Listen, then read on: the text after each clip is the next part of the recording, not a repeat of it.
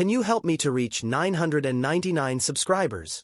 It all began when our protagonist let go of his bag of foods he bought. This is Kwon Young-jin, and he is just looking above the sky, confusingly thinking of the snake above the sky. Suddenly sharp claw grab a building. Young-jin was startled, as the dragon's face came looking at him. So he panic. Young-jin suddenly hit someone as he about to turn around to run. He was confused who it was. Then he saw a guy with cool swords and it spoke to him. His eyes widened, as this guy told it was a dragon. Then his eyes opened, realizing it's only a dream. Young-jin sat down. While contemplating about his dream, he suddenly felt coldness at his room. So he turns up the heater and walked to his kitchen. Young-jin opened his rice cooker, but the rice he cooked earlier was already spoiled. So he was speechless. He had no other choice than throw it away. He goes to his restroom to do his routine. While he was brushing his teeth, he was thinking to eat something later. He goes out of his room, carrying the spoiled rice earlier. Then he noticed a dog beside him, eating trash from the garbage. So he felt disgusted. Eventually he threw the garbage he was carrying, but he looked the dog again. Young-jin goes to a convenience store, looking for a food he wants to eat. But something caught his attention. It was a dog food, so he take a look on it. But he was surprised when he looked at its price being so expensive. Somehow, Young-jin still bought it. He wants to give it to the dog earlier. Then it eat the food he bought. Young-jin pat his head and told not to eat trash. Afterwards, Young-jin leave the dog. But the dog didn't finish his food. Then he is just looking at Young-jin. People were busy doing their business. Young-jin took his earpads and put it to his ears. It turns out that it was Young-jin's birthday and webmail from an ad keeps greeting him from a text message. But he just ignored it. So he just continue his way. He finally arrived at Sampo High School and he goes to his room. His classmates were busy doing a personality test on their phone. Eventually Young-jin came in. A girl was asking Jung-hee where she was going, and she replied that she's going to class 5. One of his classmates remembered his birthday and greeted him, but he just replied a cold thanks. Young-jin removed one of his earpads and heard his classmate talking about tarot reading. Young-jin smirks as he heard their conversation that the tarot reading were worth 10,000 won, which very expensive. For him, that tarot reader making easy money for just one session that make him no wonder cults keep targeting people. He think if they're idiots. Because for Young-jin, if it was real, people wouldn't born on the same day and have the same life personality. He then began to think these people is a bit psychopath, with zero empathy, but he keep those words for himself. But someone suddenly hit his back while greeting his birthday. While Young-jin enduring the pain, his friend gave him a lot of buns. Then he act like he was a servant. Young-jin was surprised he actually gave him a bun as a birthday gift as he found it funny. His friend likened the word birthday bump into birthday bun. Young-jin offers his friends to get one for themselves. Then Young-jina asked if there's anything to drink and his friend agreed. So they bought. His friend wants to grab some pork cutlets after school, but one of his friend assume Young-jin might have dinner with his family. This stops him from eating. Then he sarcastically laughed and asked who does family dinner for their birthday these days, and his friends agreed with him. Someone came in. Young-jin saw him and teased he was going to tell the homeroom teacher for being late. Out of nowhere, he suddenly told they need to be careful today because he had a dream about breaking his teeth, and this dream is about people around him getting hurt. But instead of believing him, Young-jin asked him if he just grind his teeth in his sleep. He insisted his dreams are usually right even the last time. Since this was the case, Young-jin's friend make a bet if they don't get hurt. There's a 10,000 bet. The nerdy one bet 10,000 won on getting hurt, which confused Young-jin. It turns out that he purposely hurt Young-jin to win the 10,000 won bet. So his other friends do the same to win the 10,000 won bet. Young-jin tried to run, but someone stopped them using a broom. He bet 50,000 won on Young-jin not getting hurt. So they got intense to win the bet. Young-jin immediately leave the room, but he regret everything since there's a lot of money on their bets. Someone suddenly bumped him. This caused her things to fell. Young-jin apologizes and she also apologized as didn't see where she was heading. Young-jin noticed a card. This was the Hanged Man, which made him curious what it was about. Young-jin handed the tarot card at her, but she suddenly grabs his hand. He began to wonder what she was doing. She just staring at his hand, which made Young-jin felt awkward. He look around as he confusingly think there's something wrong. Then she suddenly called him. She asked if it was his birthday today. Young-jin was surprised she know about it. After asking, she took the tarot card. She told that she can read fortune and she offers Young-jin if he want to pick one, which Young-jin refuses immediately. She wants him to try it once, but Young-jin still refusing. Just a sudden, one of his friend came out from their room, holding a broom. The guy that tried to help him earlier had been loose, so he advises Yongjin to run. So Yongjin did and leaves her without a word. But she noticed a tarot card on the ground, so she picked it up. This card is the 8th of Death. Moreover, her friends called her, asking what she was doing. But she was thinking if she goes to her friends or should she help Yongjin from the danger as tarot gave him a death card. She ignores it and goes to her friends. Afterwards, the class started. They are so tired after so much things happen in just a single day. As he want to write something, his eyes slowly closing. Then his teacher told for those who are dozing off, "Do you need some cold air to wake up?" He suddenly snaps as he realize he fall asleep. Then he asks his friend of what page they were, but he was also sleeping. So he teases them for not focusing. But his attention was caught as he saw a dark figure outside of their classroom. Yongjin's eyes widened as he saw it looking at him. His teacher called him, asking his name. Their teacher noticed Yongjin staring at the hallway since earlier, and one of his classmates told his name to their teacher. Their teacher asked if he want them to open the hallway window, which Yongjin refused, and still wondering the thing he saw outside. But as he looked at it again, the figure disappear. While Yongjin contemplating about the figure he saw outside, his teacher noticed his friend.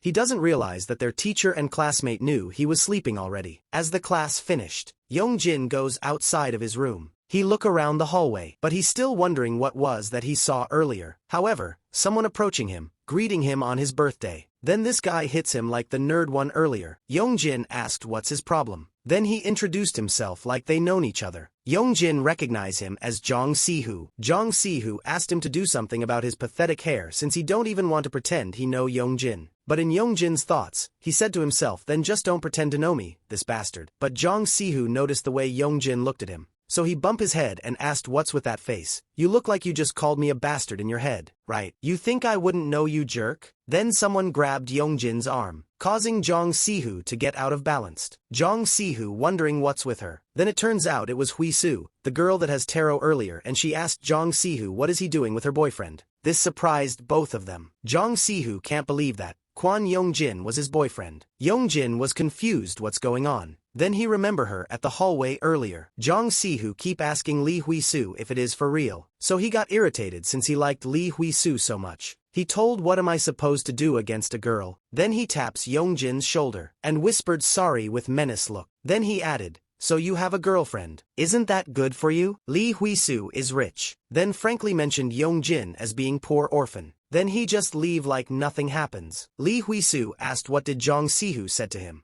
Yongjin removes her hand from his arms, asking if she even doing, if she even know him and what do she mean he's her boyfriend. Yongjin worried of what could possibly happen if Jong Sihu spreads rumors. Lee Hui Su replied, I'd actually like it if there were rumors which confused Yongjin. Then she asked Yongjin for a date. Yongjin thought she was seriously doing this as a punishment, but Lee Hui Su genuinely like him. But Yongjin doesn't want to fall into foolish actions, so he declined. She left speechless after that, but her eyes still into Yongjin, so she followed him every time, whenever he goes, and even when he eat. The next day, Hui Su left him a strawberry juice on his seat. His friend called him, trying to convince Yongjin to tell the truth as there's nothing to hide from them. He asked Yongjin if they were really dating, which Yongjin immediately denied. Suddenly, someone called him, declaring his girlfriend is here, which caught their attention. Hui Su was there smiling at him. Yongjin's face gone pale as she always pops from nowhere. So Yongjin and Hui Su goes to hallway to talk. Then Yongjin said, hey, stop it before I really get angry, and Hui Su wonder what's the problem. Hui Su advises him to calm down, but he doesn't want to calm and told she has to stop. Hui Su thinks she hate him, so she swore she will do better from now on. Yongjin was annoyed as he told he don't need to do better since they never been dating, but Hui Su just replied she love him. So Yongjin crashed out, wanting to do it in her way. He broke up with her and declared they are strangers from now on.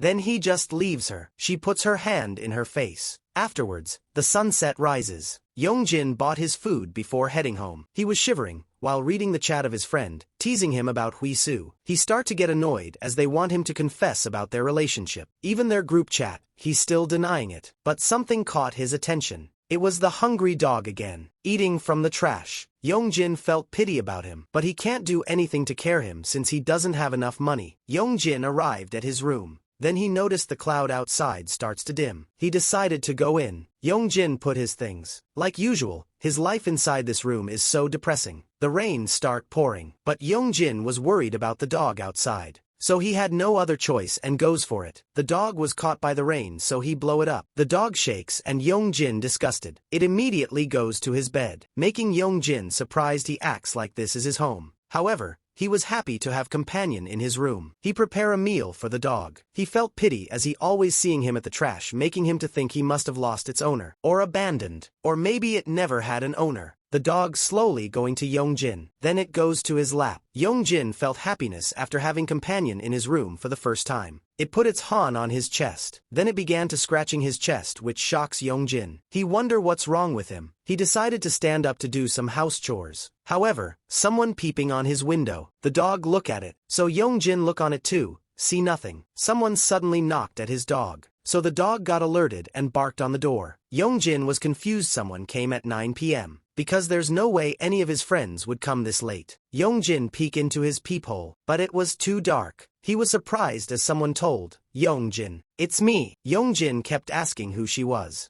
So she replied, "Who else?" Huisu, and Yongjin's face got pale. He slowly opens the door, and saw Huisu wet from the rain. He asked her how did she get here. She just said, the concept of an ex-girlfriend with regrets after benign dumped by her boyfriend. Yongjin got annoyed and confused what she just meant, but has noticed something. Her uniform are soaking wet, making her underwear slightly can see through. So Yongjin immediately goes to his room to get a towel and throw in Huisu's face. He also gave her umbrella. They move forward. Huisu wants to share umbrella with him since she's cold. So Yongjin gave his jacket to her. He asked her how did she knew he live here. She replied, "I followed you." Yongjin asked her, "Are you really crazy? Why did you follow me all the way to my house? Why are you doing this to me? Stop acting like a fool and talk. What do you want?" Huisu asked him if she tell him, will he willing to give it to her, and Yongjin wants to listen first. Yongjin's eyes widened as she said, "I want you." This made him speechless. So he asked her again if she was seriously ill. He ordered her to go home while he was thinking if he looked easy to her. She asked him if he wanted money. It hits Yongjin's ego. She offers 100,001 per hour just to hang out with her. Yongjin thought she is just making a joke as no student could have such kind of money. But Huisu said, "I have it." Then her bank statement shows she has 11 million won in her account. Yongjin was speechless to her, a huge amount on her account. Yongjin thought she's just insane, so he asked her if her parents know about this, but she acknowledged Yongjin not refusing her offer. She suddenly sent the 100,000 won they talking about. Yongjin was flabbergasted if he is the one who was crazy. He can't believe she will do anything for 100,000 won an hour. He even imagined his friends look so disgusted for selling his body for money. So he said they are just going to do this until the bus stops and they must not act like they know each other at school. Huisu replied, "Why? Are you worried? Are you afraid there might be rumors? Come on, you can do it even if you don't have money." Yongjin doesn't have parents, right? But she somehow think he also secretly hiding it from his friends. She reaches her hand while demanding to be treat her well. Yongjin was surprised from everything she said since all of it was right. Huisu were waiting for him to reach her hands, but Yongjin took so long to hold her. He was hesitant at first, but he decided he want her to just go and he will give back the money she gave. He had enough with her craziness. So he gave her the umbrella she's supposed to use, and he swore she can do whatever she want at school. Yongjin was surprised as she suddenly said, "I hate money and girls that acting all expensive." Then she suddenly mentioned that Yongjin is a guy who's about to die soon. Yongjin got confused what she was talking about as she keeps saying he will die today. He took the card he left earlier and showed it to Yongjin and said her tarot readings have never been wrong and he's dying today. Suddenly she crashed out, mouthing at Yongjin to get a grip. She was frustrated as Yongjin's pride are unnecessarily high when all he need to do is give his empty body for her. She throw the card at his face while asking him, "Why can't you understand what I'm saying?" But Yongjin just kept telling her she's really crazy. She told he is a body that's going to die anyway, so she demanded Yongjin to give it to her instead. But Yongjin still thinking she's just talking crazy things. She pulled his hand, causing Yongjin to get out of balance, so he falls to the ground. Yongjin asked her what is she doing, as the rain keeps pouring.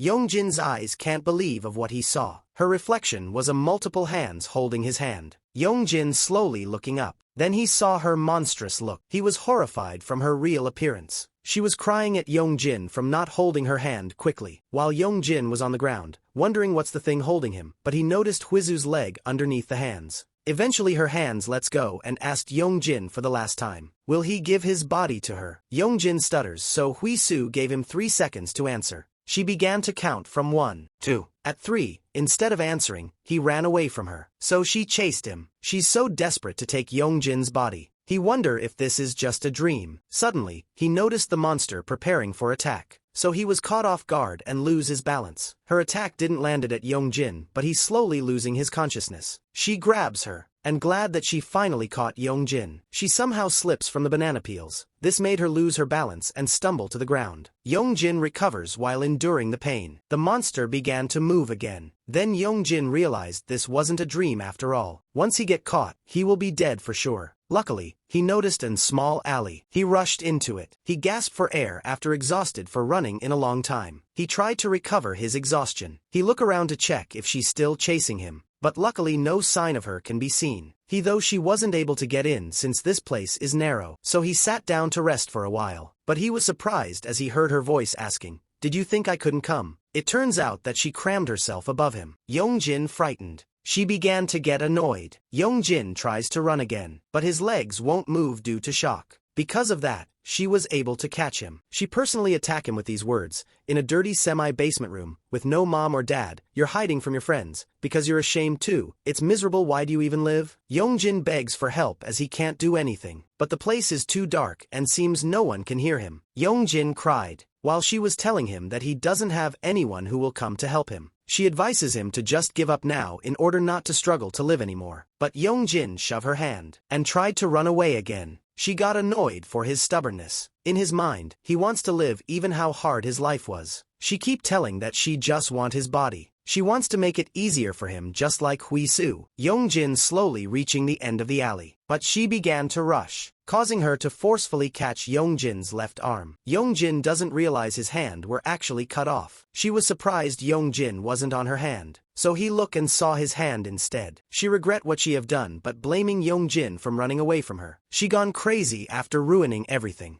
Yongjin's body that she liked the most had been damaged, so she crashed out, looking for answer to solve this problem. She gone crazy, destroying anything around her. Meanwhile, Yongjin slowly moving. He was thinking if he really going to die like this, but he was thinking if he really need to live in hell in his daily life. This made him accepting his destiny to die. Then he remember his friend that said about his dream. She goes to Yongjin's dying body. She knew there's no purpose on his body anymore, so she decided to destroy him instead. As she opened her mouth, Yongjin just closed his eyes, accepting his fate. But all of a sudden, someone run towards him. It was the dog. Then it suddenly lunges at her. She was caught off guard as the dog suddenly cut her in half. It turns out that it was a real person after all. Yongjin saw him. He remembered the swords he was holding, the earrings that seems familiar, so he recognized who it was. The guy said, "In the year of Gapjin, the month of Jeongmyo, on the day of Byeongsal, happy birthday." It was the same guy he met in his dream,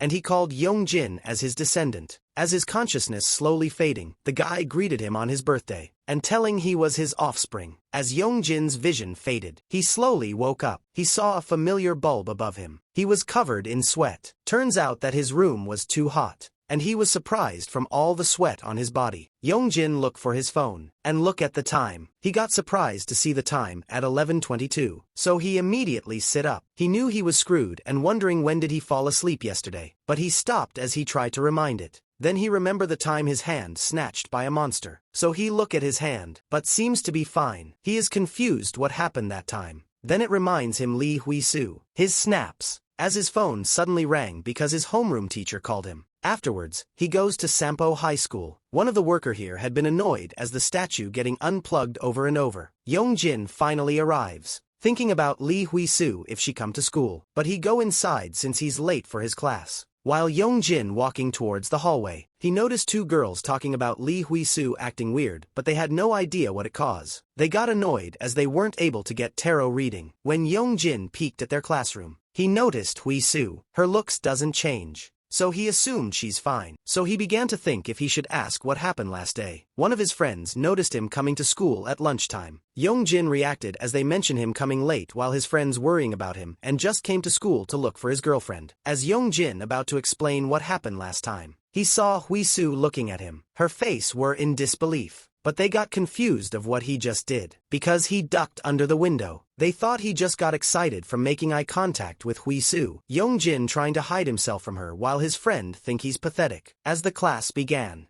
Yongjin still can't move on as he don't remember what happened last day, because he is sure that he definitely got seriously hurt, but he don't remember a single thing after that, and even how he got home, and he was sure it wasn't a dream since it makes sense. However, the thing that make him believe it was real was the 100,000 won he received from Li Huisu. He's wondering if he should ask about it. After the class, he decided not to ask since her arm looks fine after all. Later on, Yongjin goes to his homeroom teacher. His homeroom teacher assuring if there's nothing wrong and just overslept. Yongjin agreed and the homeroom teacher believes him. Since the bell rang, he was advised to hurry up and go. Yongjin looked at his phone, realizing he only coasting through today's class. When he was busy using his phone, Huisu called him, so he got startled and Huisu apologized for scaring him. She heard that Yongjin went to the teacher's office, so she waited, but Yongjin asked her if stalking is her hobby. Then he asked her if she can't act normally. While Huisu apologizing for making him uncomfortable, Yongjin was looking around and glad that no one here. But Yongjin told her to talk somewhere with people because he was worried she might suddenly turn against him. Huisu explained that she was posseed by a ghost that time. Yongjin is confused what she meant, but Yongjin caught his attention by the statue behind her, while Huisu keep apologizing. Yongjin wondering why the statue standing there. He knew this statue is from the main gate, and it wasn't here before, which Huisu agreed. It suddenly rise its body, then it run towards them.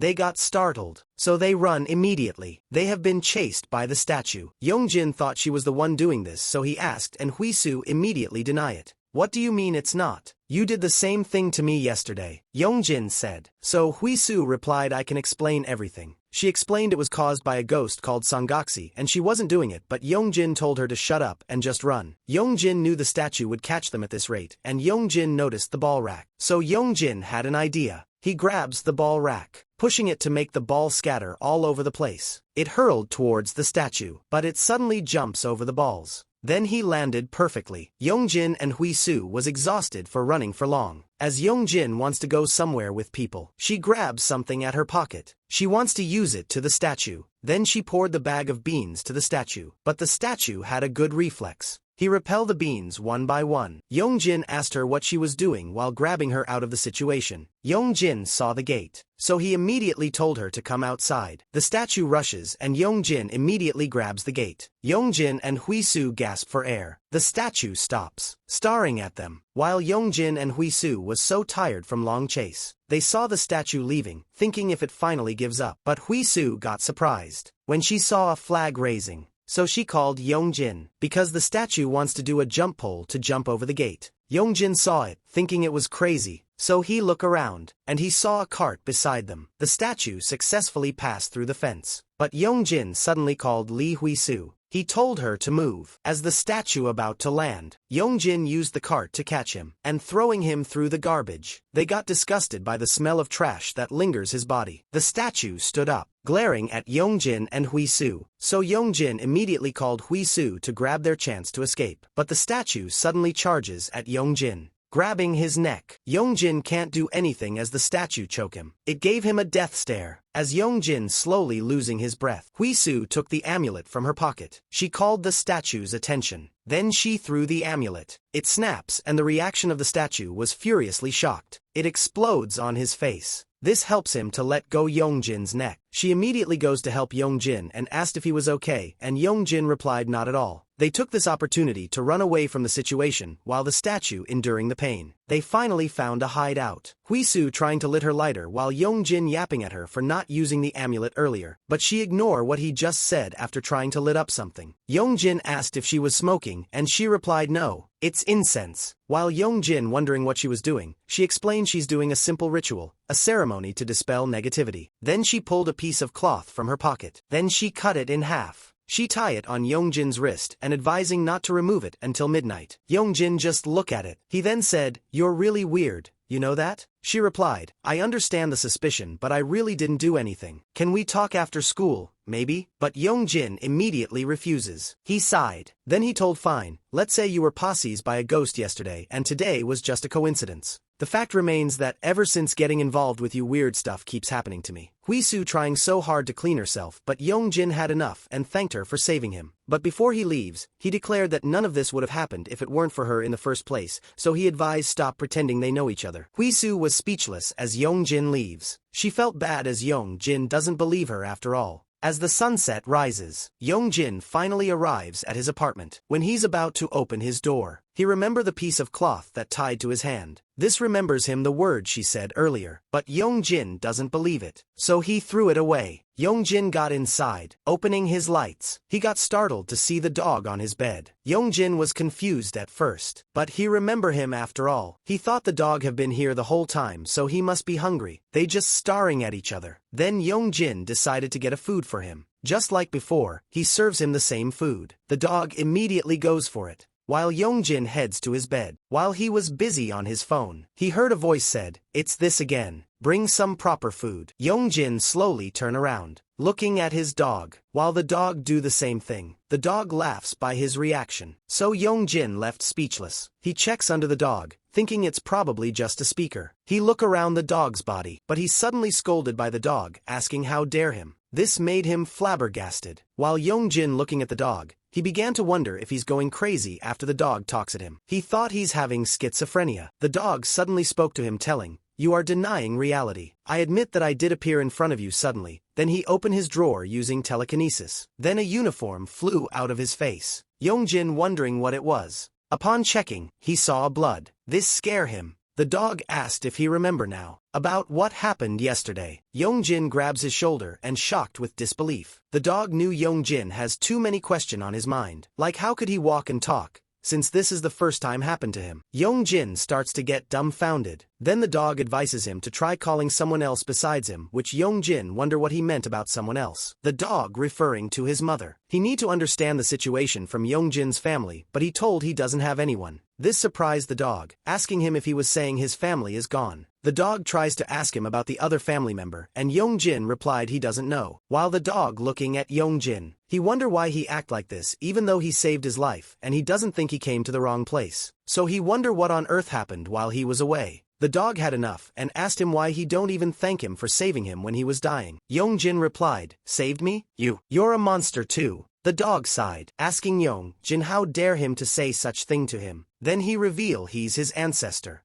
Yongjin got surprised to hear that his ancestor is a dog. So Yongjin think he's originally a dog. But the dog called him idiot while telling he's not a dog, which Yongjin confused, thinking he needs him to give a mirror to realize what he was right now. He told he's not this dog's body that's talking, but he can only hear his voice. Yongjin asked why his mouth moving. Then he replied because he's in a dog body now, which Yongjin respond he telling him he's a dog. The dog explained if he only had a human body, he won't go like this, so Yongjin think his ancestor is a ghost. His ancestor starts to get irritated for his dumbness. Yongjin asked him if he wants an ancestral rights or Buddhahood, but he don't have money for such things. So Yongjin advises him if he need help, he better find another descendant. His ancestor starts to sniffs around his bed like he was looking for something. Yongjin pointed out where his bathroom was, so he goes. But before going in, he asked Yongjin if his family no longer serve him. Yongjin had no idea what he was talking about and said there aren't any. Yongjin keeps telling he don't know, so his ancestor think that's settled. So he told from now on,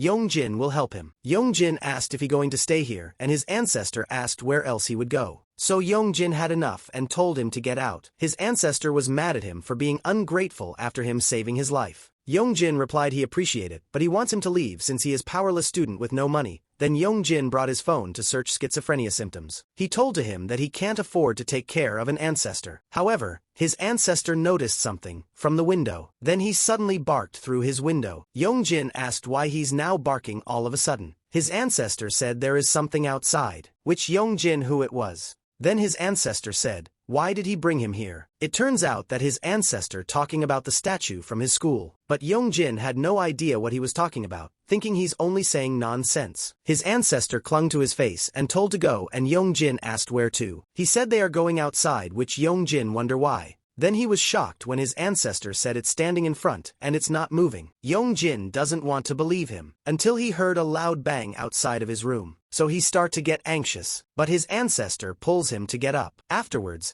They look around the place. There's no even sign of people come inside. Yongjin look around. Then his ancestor pull his on his right. Yongjin was startled, as he saw the statue's body in front of him. He had no idea what it was doing here. His ancestor asked him if he know why it's here. He told to him that it was their statue from their school, and it suddenly turned into a monster. His ancestor said it's not a monster but a spirit. Yongjin doesn't believe him since spirit doesn't look like this. He called him idiot. He then explained that spirits are entities that arise when a soul inhabits a non-living things, so their forms vary and countless spirits exist in this land. So they are part of nature. Yongjin understand that being part of nature means legend. But his ancestor asked him why is it angry at him since the spirits are inherently gentle so it's difficult to anger them. He remember what happened last time. So he explained that it attacked him first. The statue suddenly barge in. Yongjin caught off guard from it. He got startled as the statue suddenly burst inside. But the first thing he's concerned is the door. His ancestor scolded him for being lame and ordered Yongjin to get out of here quickly. The statue looks at him. So Yongjin got frightened. His ancestor keeps telling him to hurry up and go, but Yongjin was hesitant as he had no idea what his ancestor going to do. His ancestor got mad asking him if Yongjin can't hear him telling him to go to. Yongjin dashes out while his ancestor stays on his ground. Yongjin looks back and reminds his ancestor said earlier. His ancestor left unfazed on his upcoming spirit. As the statue approaching, he said, "You bastard! How dare you? Do you know who you're messing with?" Then he emit a powerful aura. As he open his mouth, he just awkwardly bark at the statue. So the statue just slaps out of him.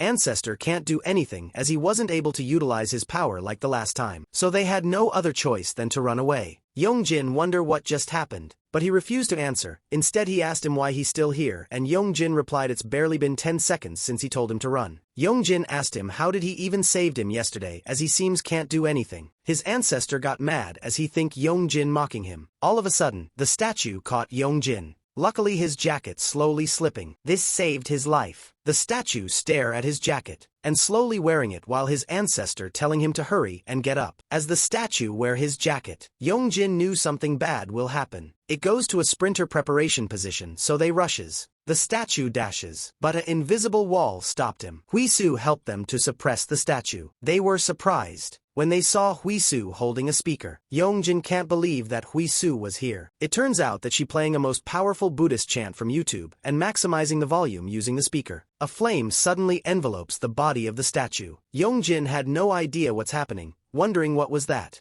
Yongjin noticed his clothes are getting burned with the statue. Huisu continue playing the chant from her phone, while Yongjin trying his best to understand what's happening. Then Yongjin's ancestor thinking if she finish it. Yongjin look at him with disbelief in his face. But there's another problem coming. The spirit statue still able to move. It glared at them. Huisu got frightened. She's slowly backing up. All of a sudden, it lunges towards Huisu with killing intent. Yongjin stepped in, using himself to block the spirit statue's charge. This pushes them away. Yongjin enduring the pain from his abdomen, while Huisu worried about his condition. The spirit statue are preparing to destroy the speaker. Then he stomp it. He grabs the rock from the ground, preparing it to throw towards them. Yongjin and Huisu alerted. Then the statue threw the debris at them. They can't do anything than taking all the rocks through their body. It scratches their body. After that, Yongjin and Huisu fell to the ground. He tried to call Huisu, but she wasn't responding from his call. His body aching after taking damage. The spirit statue slowly approaching. So Yongjin noticed it. Then he heard a crackling noise of a lighter. He turned around and saw Huisu trying to lit up the incense. She told him that he have to run away, but Yongjin doesn't want to. As he look above her, he saw the spirit statue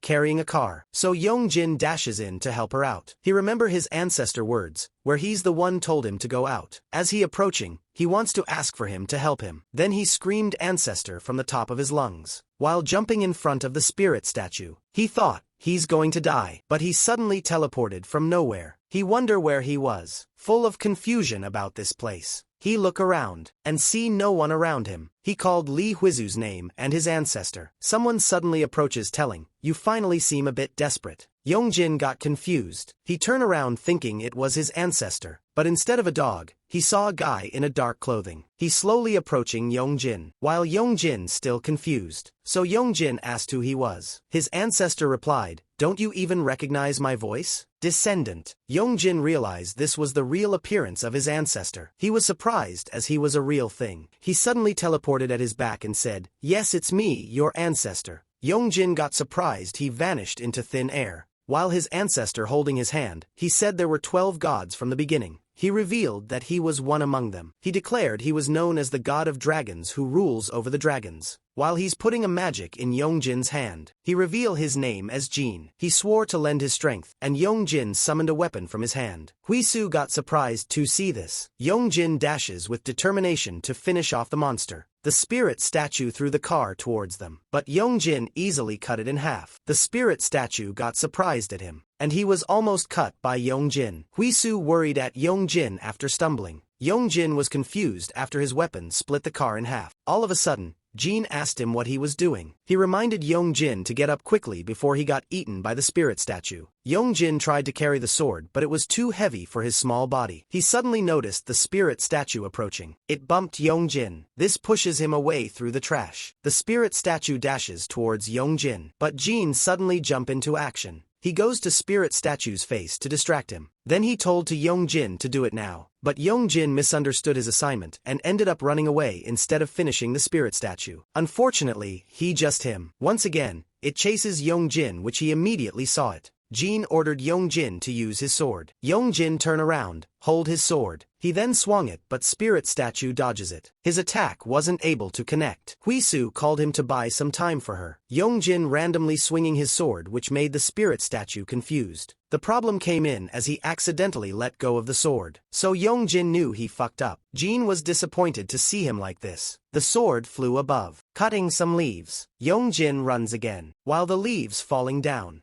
The spirit statue notices it. Then this reminds him his past. It was the day he was being built. Turns out that they made a statue for the one of the greatest sprinter. They made a statue to show their respect for him. But as he was made, spirit possessed this statue. People giving their appreciated as he was one of the best athlete and known to be the pride of Korea. But they are wondering why is he bald. As the time passed by, people keeps on going on his statue to show their appreciation. One day, something caught his attention. So he looked at it. Then he was surprised to see the person under him is the same person he resembles and going to take a picture of his own statue. So the man do the same pose as him. But everything changed when a lady told they were admiring the person's athletic profession. This made him realize he's nothing in this world than just a statue. This made him sad. After just a few days, he was moved in Sampo High School. From that time, no one ever dared to take a picture with him. This made him depressed. This reminds him he wants to be that athletic guy to be inspiration to the others. All he can see now is a replication of a finish line, and Yongjin was ahead of him. So he dashes in, and Yongjin slips on the ground. He turn around, and over his head as he thought he's done for real. But the statue just passed through him. Yongjin got startled to see him, running towards the toll booth arm. The spirit statue finally feels it. He run towards the toll booth arm, just like he was in the race because this is one of his dream. To feel like the number one. To have someone to admire his achievements. Having someone to take his autograph. Taking a picture like he was a real person other than a statue. This is what all he dream. And one of his goal. Yongjin and Huisu was dumbfounded. After the spirit statue vanished just like that, Jin start to think and explain that the statue seems achieved its purpose and returned to its place. Just like Jin explained before, spirits are not dangerous as long as you follow the rules they set, which they wonder what rules it was. Jin replied that depends on the purpose for which the spirit was created. That's why he asked why it was angry and assumed they did something wrong with that statue. Yongjin thought he's just making fun of him. Eventually they head back to his room, enduring the pain. He thought his ribs cracked and Jin told him he don't need to worry about that. Jin's attention shifted to Huisu, asking if she was alright. Huisu feels uncomfortably. Then she thanked them just a sudden. Yongjin was confused why she suddenly act like this. While Huisu bowing her head, she asked Jin if he was really Yongjin's ancestor. Meanwhile, the toll booth arm fixing on its own. Someone doing this. All the damage that happened from the time they were chased are getting fixed. And someone was doing this. they repairing all the damages that caused by the spirit. And these are 3 spirit children. Jean was surprised she can see him and asked if she was a shaman. Huisu said she's not but a daughter of a shaman. So Jean understand why she able to see him. She thanked Jean for saving her from Sangoku but fainted right away. That's why she wasn't able to thank him properly. Yongjin is confused if she can hear the dog, so he asked and Huisu agreed. So he realized he wasn't schizophrenic. Jean asked if how she know he was Yongjin's ancestor. So she said they resemble in his true form. It turns out that Yongjin wasn't able to see Jean's true appearance of his ancestor. So Jean jokingly said, "Didn't you see it too? My unparalleled beauty. It's natural for women to be shy around me," and Yongjin just awkwardly laughs at him. Then he put a mirror in front of him to show how damn handsome he was as a dog. Huisu took her phone and said it's around here. So she called Yongjin's attention. She used her phone application that has a filter and it put a carrot and cat ear in Yongjin's face. Then as Jean turned around the same thing popped beside Yongjin. So he got startled to see it. He thought it's only a bug. So they tried again and ordered Jean to move next to Yongjin. He tried to swing around to feel his body but Jean is just a spirit. The night finally came. It's already 9 p.m. Yongjin asked if she not going home since it's already 9 o'clock. Huiso said she can't, which Yongjin wondered why. She revealed that her mom is possessed by a demon just like her before. Yongjin was surprised when Huisu said her mother was powerful enough to summon Sangoku, so if she go home like this, her mother will forcibly possess Huisu's body by a demon again, and comes to Yongjin. Then she revealed it's after Yongjin's body, because he's a precious vessel. She stood up, and took a bowl to explain it to Yongjin. She added a water while Jean are just observing her explanation. She shows it to Yongjin, and said if this is an ordinary person. Then she emptied the bowl, and said this was Yongjin. She said, "There will be a lot of demons who will try to enter this empty vessel in the future." Huisu knew she can't explain it properly, but to make it short, the demon wants Yongjin and he was surprised to hear it. Jean interrupted their conversation and said, "Didn't you know? Everything is happening because of you." So Yongjin remember those days he's blaming Huisu from getting chased by a spirit. Jean added nothing would have happened before his birthday. Huisu got speechless. Then she came towards Jean. She kneeled and asking Jean to help her. Jean clarified her mother was a shaman, she said. So he asked if her mother worship and serve demons as gods. Huisu replied her mother didn't know that, because her mother wasn't a famous fortune teller, but she was a person who prayed very hand and earnestly. Then one day, she came back saying she received the sacred spirit. After that our shrine, which had almost no visitor, became renowned for being so accurate in fortune telling that it was fully booked for a year in advance. But for Huisu, it wasn't a god. One time, she asked her mother if the spirit she was praying to is a real god, but instead of answer, she slapped by her mother, thinking she was insulted her god. But in reality, it was a demon. Since that day, Shivi been trying to get rid of the demon attached to her mom, but it was useless in the end. The demon summoned Sangoku forcibly possess her. Jean said it is a shaman spirit. That's why ordinary methods didn't work. Jean decided to help her, since she had been brave trying to protect Yongjin even at the cost of getting hurt. Jean asked if isn't it only right to help and lend a hand, which Yongjin startled at Jean for suddenly asking this. So Yongjin had no other choice and accepted after all. Jean advises to go to sleep since it's very late today. But Yongjin asked her what she was doing and Huisu said she's going to sleep here. She asked her why is she sleeping here and she replied she can't go home, but Yongjin tried to ask her why she can't go to her friend's place, but she replied she don't have any friends. Yongjin asked about the girl with the roller on her head since he saw her with Huisu at school. Huisu said she's not her friend but Sangoku's friend. It turns out that Yongjin has INFJ, a personality type with the introverted, intuitive, feeling, and judging traits, and MBTI, a Myers-Briggs type indicator, a pseudo-scientific self-report questionnaire that claims to indicate differing psychological/personality types. Huisu asked him one more time if she can sleep at his place, but Yongjin refused. She swore she's just going to sleep. While Yongjin kept mouthing, Jean thought they are going to have cohabitation.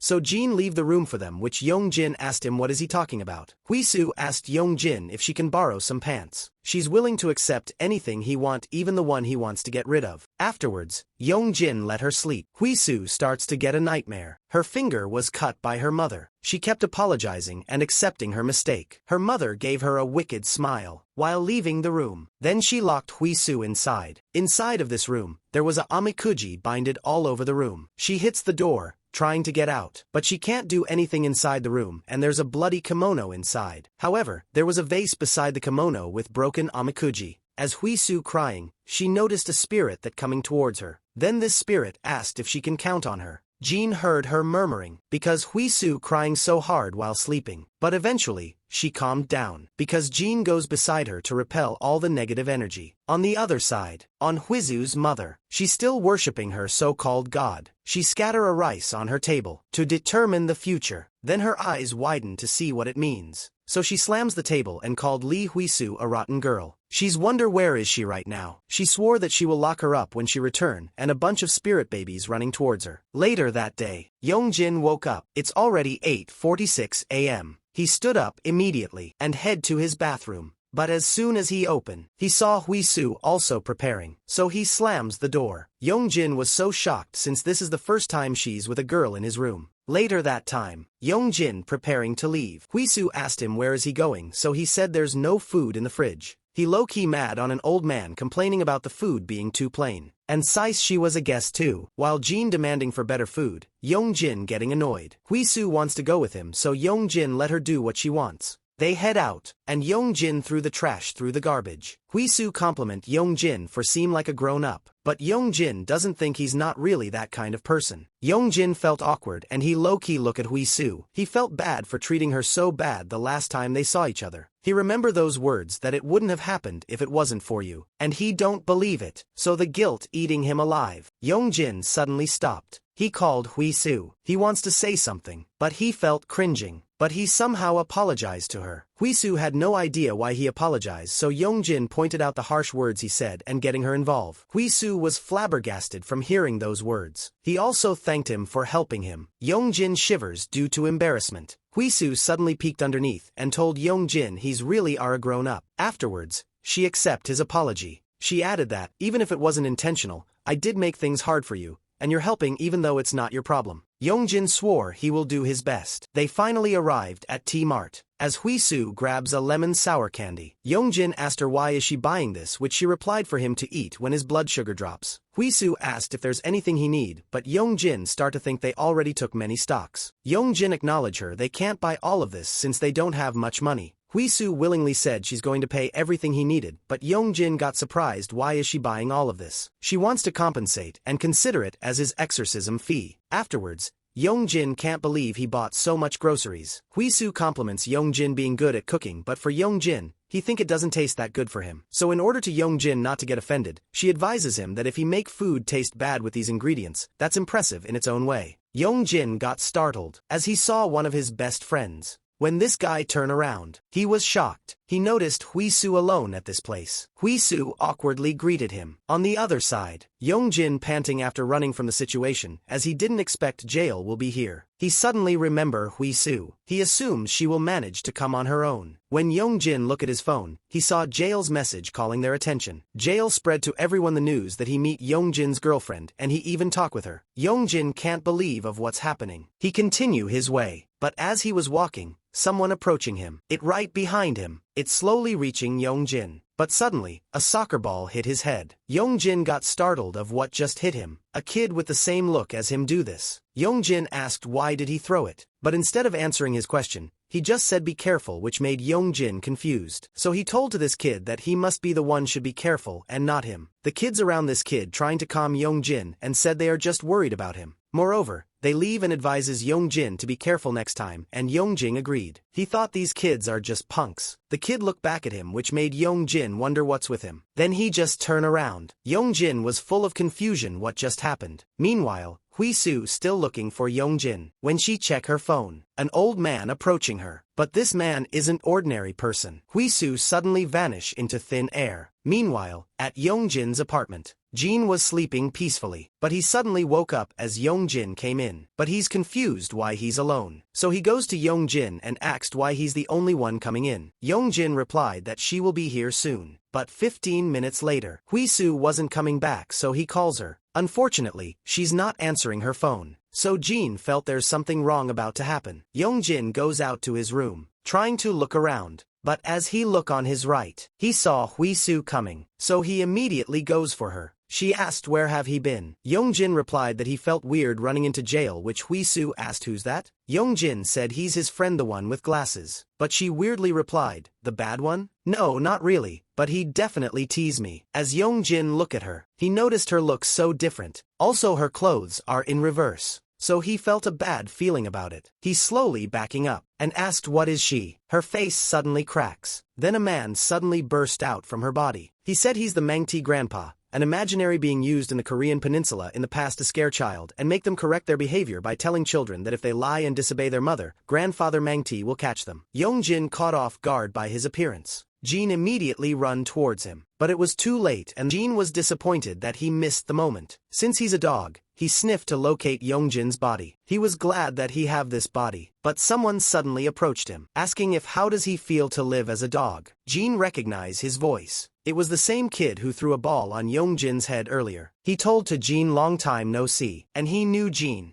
Jin looked around his body wondering about his body. He asked what happened to his excellency. The kid just smirked, and asked if he really asking because Jin really don't know or just mocking him. Jin start to remember, but the kid asked if how did he break the seal. Jin said he don't know. I wonder maybe one of our kind turned against us and broke the seal or maybe the heavenly god. Suddenly, the kid pulls his fan. Then he lunges a gust towards Jin. He also transformed into his true appearance. While Jin left unfazed, the gust suddenly turned into ice shard, and it going towards Jin, but it doesn't hit him since his true form were in a spirit form. The kid said, I can, anytime tear you into pieces and seal you again, especially right now, while the other kids also transformed into their true form. Jin just glared at him while the kid keeps threatening him and telling Jin he's enough to tear him apart. Jin declared to him that he just asked one thing. Then he asked if he tamper with his body. The kid just smirked after hearing it. Then he slaps the fan into his hand, making the ground suddenly collapsed. He revert to his normal form, and asked Jin why don't he ask the heavenly god, because things like that are new to him too.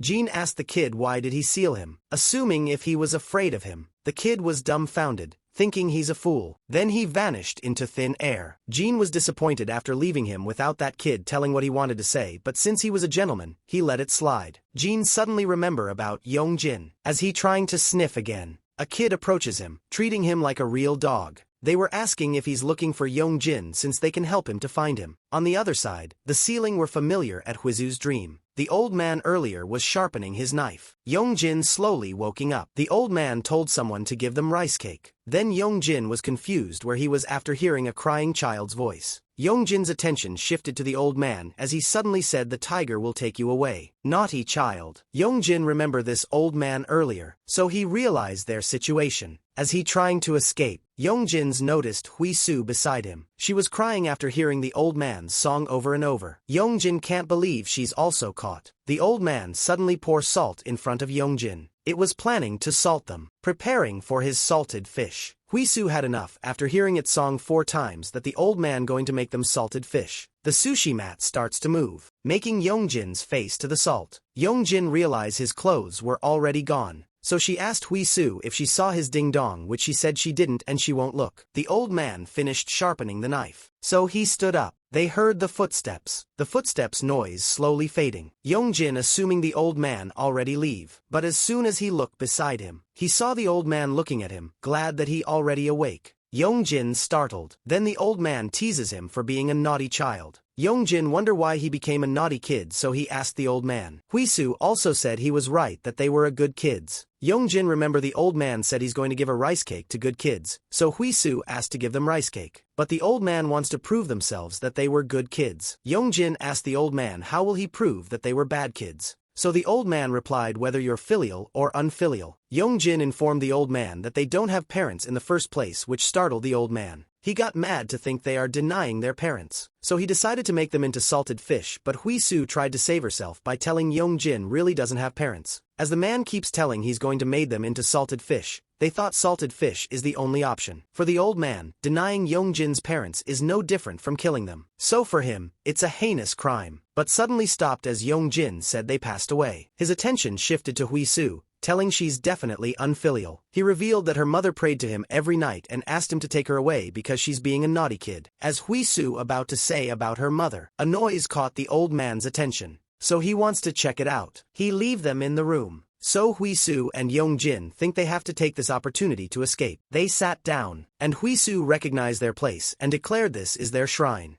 Yongjin felt bad as he thought they were screwed, but Huisu reminded him they were planning to come here somehow. Huisu told him to use his sword, but Yongjin left the sword behind and High Ancestor too. Huisu remembered that Yongjin summoned his sword from his hand like the last time. Yongjin replied, "Do you think this is a comic book?" Yongjin assumes that if they go out the same door the old man came out, they might run into him. But Huisu showed another way to Yongjin. As soon as he go out, Yongjin was amazed inside the shrine. He wondered what all of this. Huisu called him. She asked him if he want to wear this, at least even it's hard to walk around like this. So they separate and advise each other not to look. However, Yongjin felt awkward of his clothes as he doesn't even have a pants. Yongjin still looking for his clothes as he can't afford to wear this kind of clothes. Huisu pointed a door and said if they go there, they will be in the yard. But Yongjin noticed something. He called Huisu and said there's someone outside. Huisu recognized this person. As the person opened the door, it revealed it was Huisu's mother. So he hid immediately, inside a drawer. It's been few minutes of hiding. Then Yongjin wonder why it is quiet. So he plans to peek. But as soon he opened the door, he saw Huisu's mother looking at him. So he closed immediately. Though they were screwed, Huisu's mother suddenly opened the door. And they start to get anxious. Huisu are so frightened to see her mother once again. Her hair suddenly grabs by her mother, pulling outside the drawer. She shivers as she knew what can possibly happen next. Then her mother said,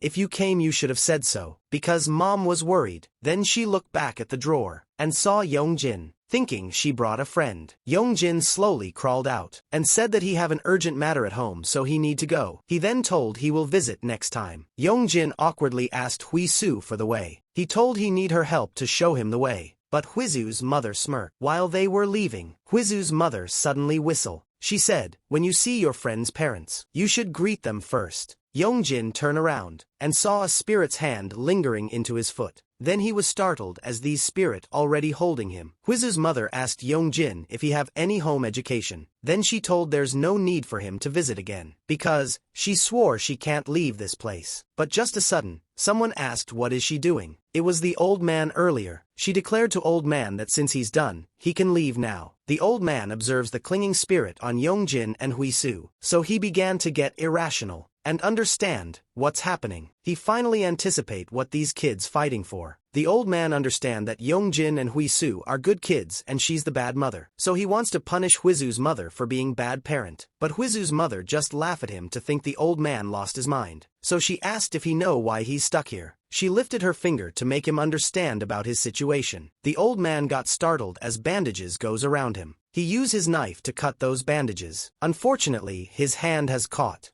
So he can't do anything anymore. Because of that, he got sealed. She covers him into a bandage. Then she put him again in one of the jars. She snaps, and Amikuji binded to her seal. Huisu's mother finally believed that she must not use old people as servants because they can't even recognize their master. Her attention shifted back to them, and she asked if the kids finished eating, which confused them. As the spirits done eating, Yongjin felt something strange. His body falls to the ground, wondering what just happened. She teased him if Yongjin said he's going home. But Yongjin's body can't move it at all. Huisu told him to look over there, as the spirit children look like they did something. Huisu's mother suddenly kicked Yongjin. She told to go ahead and see it by himself, but Yongjin can't move. Huisu called her mom, and she's begging to stop. But she came closer and reminded her that she knew she's not her mother anymore. So she ordered Huisu to shut up and stay quiet before she throw her in a cauldron. Meanwhile, Yongjin can't do anything. She's slowly getting crazy as she can't believe she will now taking over Yongjin's body. But a client suddenly came in, looking for her. So he had no other choice than locking them up in a room again. Inside, they were lying on the ground again. Yongjin agreed to her that her mother was scary, but she told she's not her mom anymore. Yongjin assumed her mother must have been good person originally, which she agreed. Huisu told that her mother is a kind and gentle person. Huisu starts to miss her mom. She remember her kindness and her beautiful smile, but right now, she can't even recognize her mother. Huisu called Yongjin. She apologized for putting him in danger because of her, but Yongjin make fun of her if this is her last will. Huisu starts to assume Yongjin thinks she's a selfish and inconvenient person, which Yongjin told her she's not. Then she starts crying while Yongjin trying to calm her down and advises not to cry and stop apologizing. She keeps crying after thinking they are screwed. Huisu said, "I'm sorry for asking for help, you must have been scared too, but I just thought if I didn't do something, I thought she might be in danger." danger. Huisu revealed that she saw her mom's skin rotting away. Her mother knew she won't last long. Yongjin wondered why is she telling this to him now. Huisu said I didn't want to burden you and Yongjin replied you've already done that, so what's the point? She was scared they might get too late and can't do anything. Yongjin trying to convince her not to apologize and blame herself. He start to think. Then he had idea and ask if there a condition for transferring bodies. He explained that if the body is rotting, the evil spirit should transfer, but it didn't transfer to her so Yongjin plans to get rid of the evil spirit or whatever. This caught Huisu's interest. He added that if the human body dies, it needs a vessel to contain the spirit. So they realize that they are trying to transfer their spirit in Yongjin's body. Huisu wonders if Yongjin's family lineage also involved with shaman, and Yongjin wondered so she explained their family has been shamans for generations. He hoped have a slight chance to escape, but as Yongjin tried to move his finger, he was able to clench his fist. Yongjin told her to try moving too as their strength coming back. Yongjin trying to make a momentum. Then he used this to sit down. Yongjin was glad to do this. He ordered Huisu to grab his shoulder, so she did. Yongjin count from 1 to 3. As he reached the 3, he tried to pull Huisu, but instead, she accidentally removed his cloth. Yongjin knew her strength is back too so he told her to stop faking it and get up. Yongjin told her to let go. Then they heard someone asking if this is a joint room. Upon checking who it was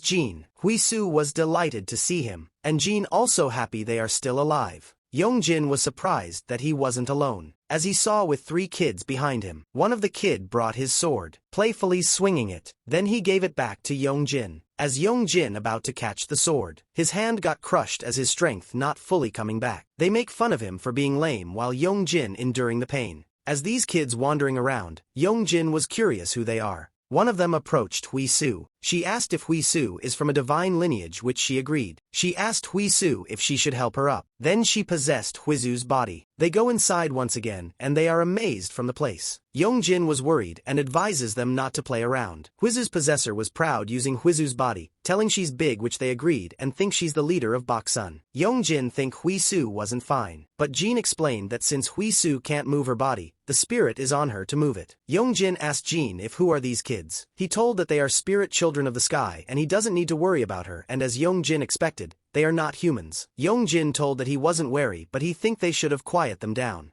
Meanwhile, Huisu's mother were busy at her client. She advises the client to keep the jar by her head and sleep with the lid open. She added that she must never look inside. Her client was glad to take it from her while the spirit sucking her strength too. She took her fan, then blows it towards the spirit to remove it. Because of that, she suddenly feels so much better and feels so much lighter after that. She said, it's because my energy is suppressing it so don't be too relieved. Anyway, if even this doesn't work, you'll need to have a rite done. As the woman asked how much the jar, she told she must not worry about it as she was giving it for free. The girl was surprised and she agreed. She was touched as she told she's giving this to save her life and not for the money. Therefore, she told to her that a 10,000 won offering at the altar will do. She smirked as everything goes in her plan. She added that she must be back here, request a rite. Then she told that the next time she visit, she won't be here, but instead there will be a young boy sitting here and she must speak with him from now on. As the woman concerned about her, she replied that she has planned to head into the mountains to pray for a while. She advises her not to worry because even though he was young, he's quite powerful, but the woman find it hard to believe that there's anyone as strong as her.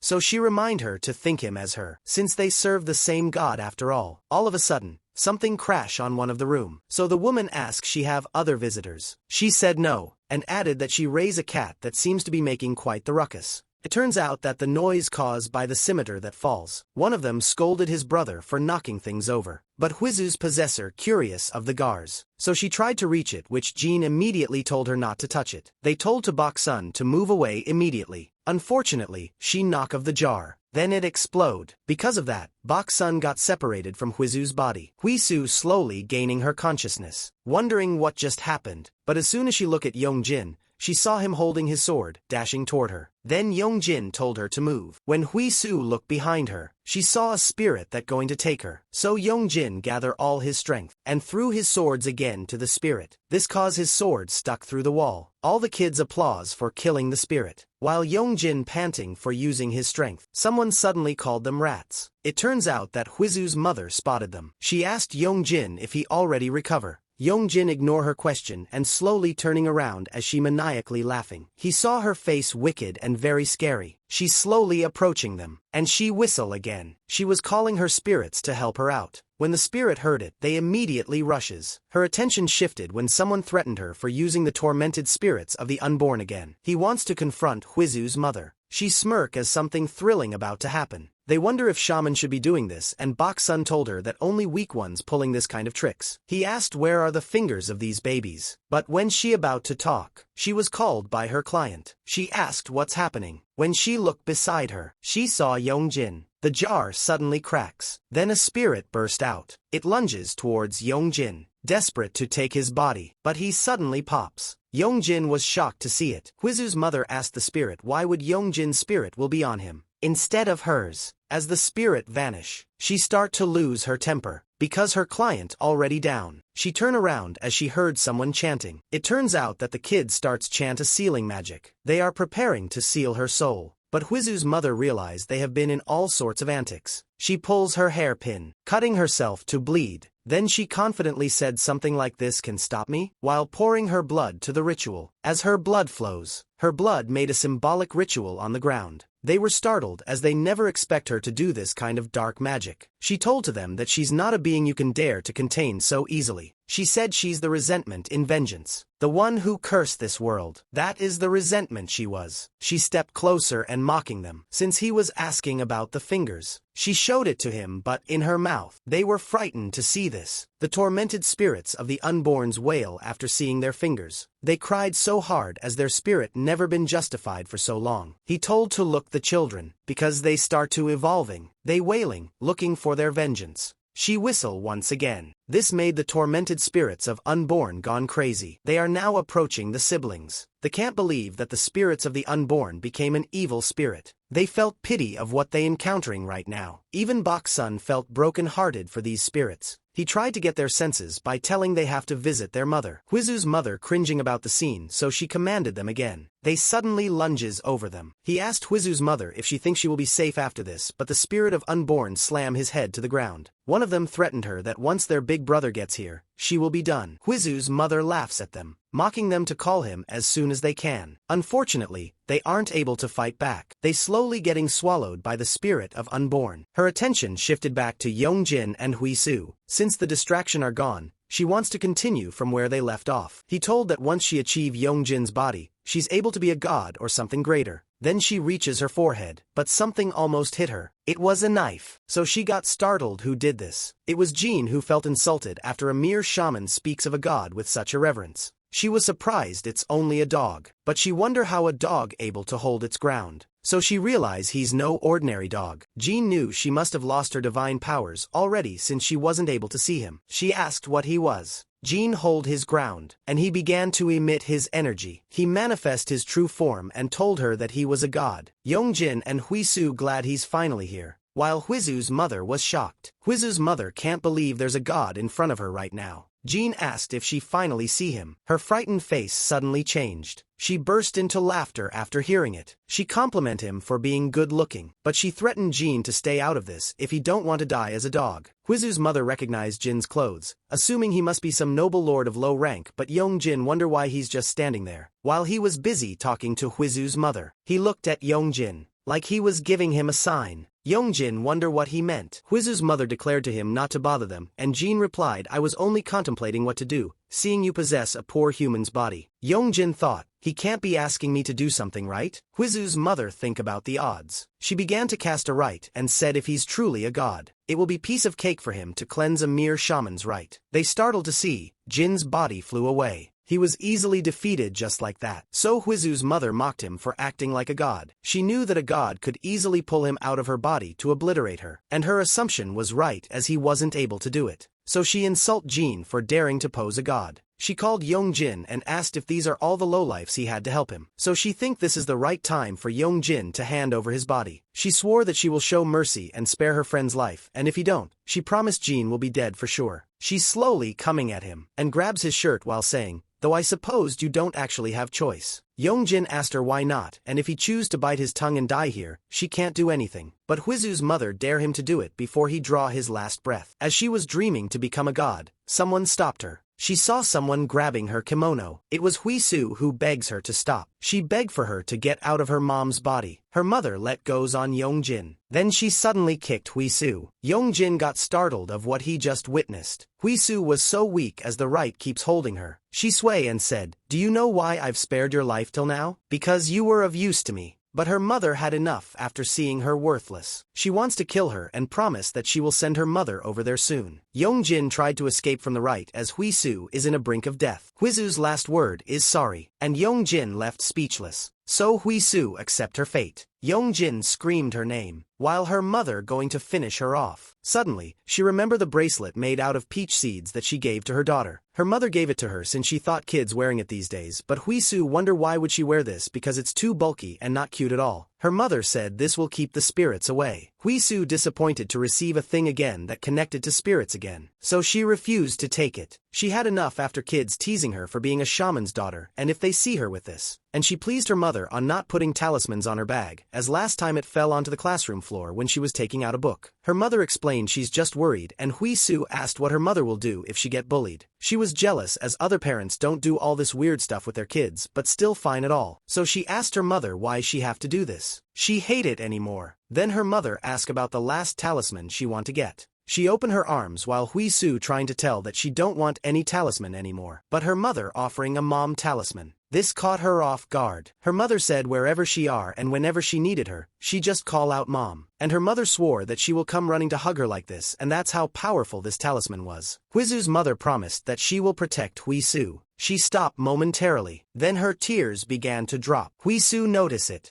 It turns out that she goes back to her senses and told Huisu to run. Yongjin and Huisu got surprised. She began to falter and turn around Huisu. Her mother grabs the knife earlier, and Huisu starts to wonder what is she doing. She pointed the knife towards her. So Huisu realized what she was going to do, so Huisu screamed to stop her. But her mother called her and apologized because she stabbed herself in order to save her daughter from the spirit that possessed her. They can't believe what they just witnessed. The blood drips to the ground. Huisu immediately rushes towards her mother, but it was too late as she's slowly falling to the ground. She tried to wake her mother, while Yongjin starts to lose himself. He remembers those words that Huisu take from him. He can't believe he can't do anything, and just watch her crying on her lifeless mother. He start blaming himself as this thing wouldn't happen because of him. Yongjin breaking down as he blaming himself from what these spirits doing. Then he remember those people who told that he should have never been born because he's the reason why his parents killed, because without him, they assume there's no evil spirit. Turns out that a long time ago, Yongjin got into a tragic accident, causing his parents to die. The room starts to emit a bad aura. Then the spirit that possess her starts to coming out. She can't believe Huisu's mother gone crazy to kill herself. Huisu was eagerly want to kill her. She summoned her weapon, preparing to strike Huisu to finish them off. But something suddenly slash her. Her spear cut in half. Even with her hand, she had no idea what just happened. But as she looked at Yongjin, she got surprised. Yongjin drags his sword, and he seems to be possessed by an unknown power. The dragon inside him woke up. Jin shivers, thinking if this will do. The Sangoxi got mad, asking Yongjin if he lost his mind. But as she was speaking, Yongjin vanished to thin air. She looked around to find him, but she caught off guard as Yongjin already right behind her. She managed to dodge Yongjin's attack. Then she tried to get distance from him. The beads of her necklace falls through the ground as this is the only thing got hit. She was surprised and wonder how Yongjin able to break free of her spell. Not only that, he's only a mere human. She began to order the tormented unborn spirits again. The tormented spirits let go the kids, so they immediately check each other's condition. Book-sun agreed that she was fine, but she is more worried about Huisu's mother. The tormented spirit repairs Sangoxi's hand, helping her to regenerate. But Yongjin suddenly jumps, preparing to maneuver himself towards Sangoxi. The Sangoxi prepares her weapon, parrying Yongjin's attack. But she was having a hard time as Yongjin outpowered her. She got pushed back, and Yongjin slices her spear in half. Yongjin flips his sword, then stabs Sangoxi's hand. Even though she endured the excruciating pain, she still pulls her hand to get away from her situation. Then she jumps away. Sangoxi asked what is he, because she is confused that earlier, she can able to deteriorate him even with her weak spell, so she assumed Yongjin did something special. But she's still confident that she can kill him since he's a mere mortal. She got startled as Yongjin suddenly smiled. Even the spirit child got surprised from him. Yongjin grabs his sword, charging towards Sangoku. She panicked, but she came up with idea. As she saw the jar with embedded spirit, she tossed the jar, thinking this will help her. Yongjin prepare his sword, and shattering the jar.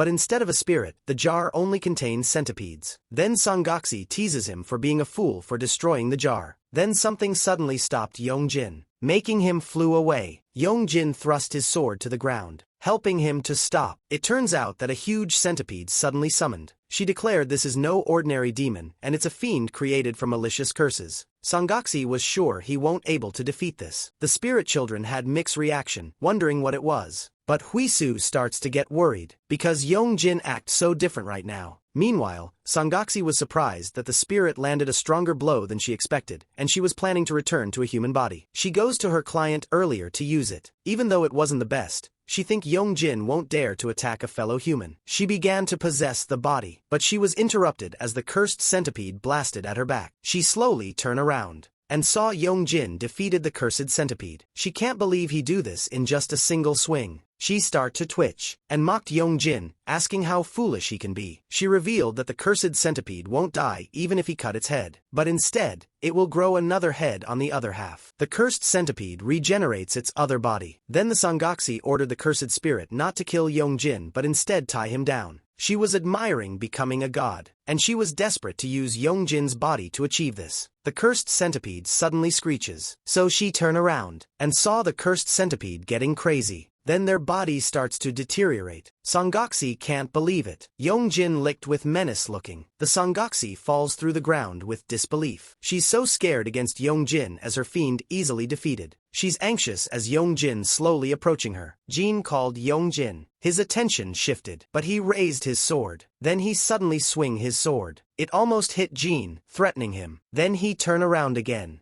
He's more interested at Sangoku. As she look at Yongjin, she wonder what is this aura. She realized he's no longer human, so she knew something seriously wrong will happen. So she immediately run away to save herself. She barge into the door, desperately to escape from her situation. But even though she managed to get out of the house, Yongjin still able to catch her up, slamming her head to the ground. Then Yongjin rode at her like he was riding a skateboard. Sangoku can't do anything, while Yongjin steps on her face. Yongjin raises his sword. So Sangoku tried to escape as she knew what will happen next. Yongjin crushed her head. Yongjin steps her head harder, slowly crusher her skull. She asked Yongjin how dare him to do this. She start to remember her past life, where people burn her, for some reason, and she wasn't able to become one of the gods. A long time ago, in a peaceful place, people are praying for their god, and one of them are making a dancing. After she dance, it turns out that this was the Sangoku that dreams to be the god, and she told to everyone that the spirits are quite satisfied, and they shall bring rain to us tomorrow. Later that day, she shivers, while wondering why. Why is rain not come? Due to her frustration, she kicked the table. She can't believe her prophecy wasn't right, but she start to wonder if the gods even exist. So she start to think that from the start, it must have been her abilities alone. Then someone suddenly came. They got startled to her reaction, so they choose to leave. While she gone mad, the humor starts to spread that their priestess powers had gone because she angered the gods. They assume it was true since she break things at the altar, but little did they not know, she heard everything they said. This guy startled as he was called. She told to this guy that a plague shall fall upon their household soon, so he must offer a sack of rice to Zhou Wang at the altar, and in order to spare himself from this calamity. The other guy got surprised since the one sack is a huge deal in this era. He mocked her thinking her house run out of rice, so she decided to swindle him in broad daylight. His friend trying to stop him, but he won't stop and said she's just a quack and all her prey is all just an act. He added that she's a wretched woman. This village gave you a home because we're a blessed one, and what? You dare repay us with curses? To hell with you. I don't want to see the likes of you. But they got anxious as she confronted them for mocking the shaman that conveying the will of the gods. She asked them if they do not fear the heavens. but the guy wasn't scared and yelled at her, telling that everyone knew she's a wretched. After that, she left them. The next day, the guy that confronted her died. People assumes this was a punishment from the heavens for disrespecting the priestess. While they were talking about her, she's hiding in an alley. She heard these people talking about her divinity that had been lost. They also said the Park family next door has already made arrangement with her for a right to Samshin.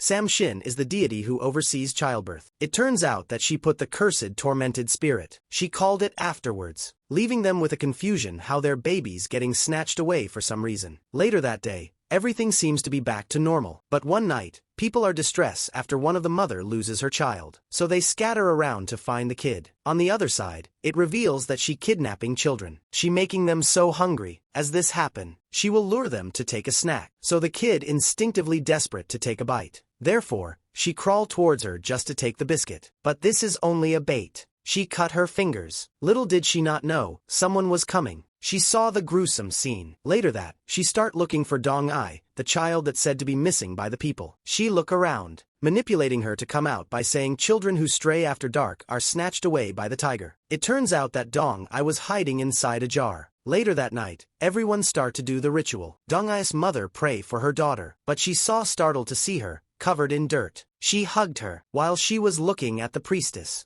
And eventually she tell the dark truth by their priestess. So everyone got surprised. Their reaction can't be paint after they heard it. The priestess knew this is bad for her. Eventually, the people joined forces. They goes to priestess house to check if it was true. As they knocked a bamboo, they were shocked to see a child's finger. They cried after realizing their child had been killed by someone they trust. They tied her, begging to bring their child back to life. But she showed no remorse while telling don't make me laugh. You all wanted this. You all sought to have your selfish wishes fulfilled no matter the cause. That was your greed that offered up those babies. So she teased these people being a fool. The people threatened her that the heavens will surely pass judgment upon her for being a wicked woman. She replied, the heavens? Judgment? Don't be silly. Had such things existed, would your children have met such a cruel fate? One of them steal the torch. This one of the victim's mother. She threw the torch at her altar, and the fire starts get larger. But instead of screaming in pain, she told to everyone gods doesn't exist. Their eyes widened, as she said she's a god that exists. And with her death, she shall become a god. She swore she's the one who curses and curses them in their resentment. And the one become a god. Suddenly, a blood flows around them. A magic circle suddenly appear on the ground. Also, the jar inside the room starts to rattle and shatter all by itself. Then the spirits suddenly pass through them, going through Songoxi's body. She start to absorb all the cursed spirit that she store. She wasted no time and lunges towards him, but Yongjin easily evaded it. As he landed, she's still aiming at Yongjin. She's desperate to kill every last of them by her hand. She hurled a powerful magic towards Yongjin, making everyone to get anxious. But they noticed one thing. They looked closer and compared Yongjin's demon to hers. They noticed Yongjin looked greater than her because he seems to have fun while fighting her. Yongjin grabs his sword and charges towards her. She got startled as Yongjin already passed through her. Yongjin cut all the cursed spirit that she used on her hard, making a huge damage on her. But she wasn't done yet. She regenerate her hand to attack him again. Her attack landed at Yongjin, but he suddenly jumps above her. While in mid-air, Yongjin emitted an aura, making him more possessed by the demon. He showcased his demonic aura in front of her. Jin saw this and he can't believe, because right not, Yongjin far behind from his expectation. So he wonder what he really was. But someone casted a spell. This caught their attention. Because of its magic, it interrupted their fight. This made Songoxi and Yongjin blasted out of the situation. This guy snaps his fan, and Yongjin wonder looked at him. He pointed his fan, and channeled a disperse spell to Yongjin. It immediately hit him, making him unconscious. It turns out this was the same guy who threw a ball in his head. Because of this kid, he managed to get Yongjin go back to normal. His magic make Yongjin lose his consciousness. Eventually this Manhwa revealed this kid's name as Ja, the deity of the earthly branches. Ja just looking at them. Then the kids approaches him. They cried so hard after seeing a cruel scenario. However, the Songoxi trying to crawl towards them. But instead of getting scared, they disgusted by her look. She crawled towards Ja,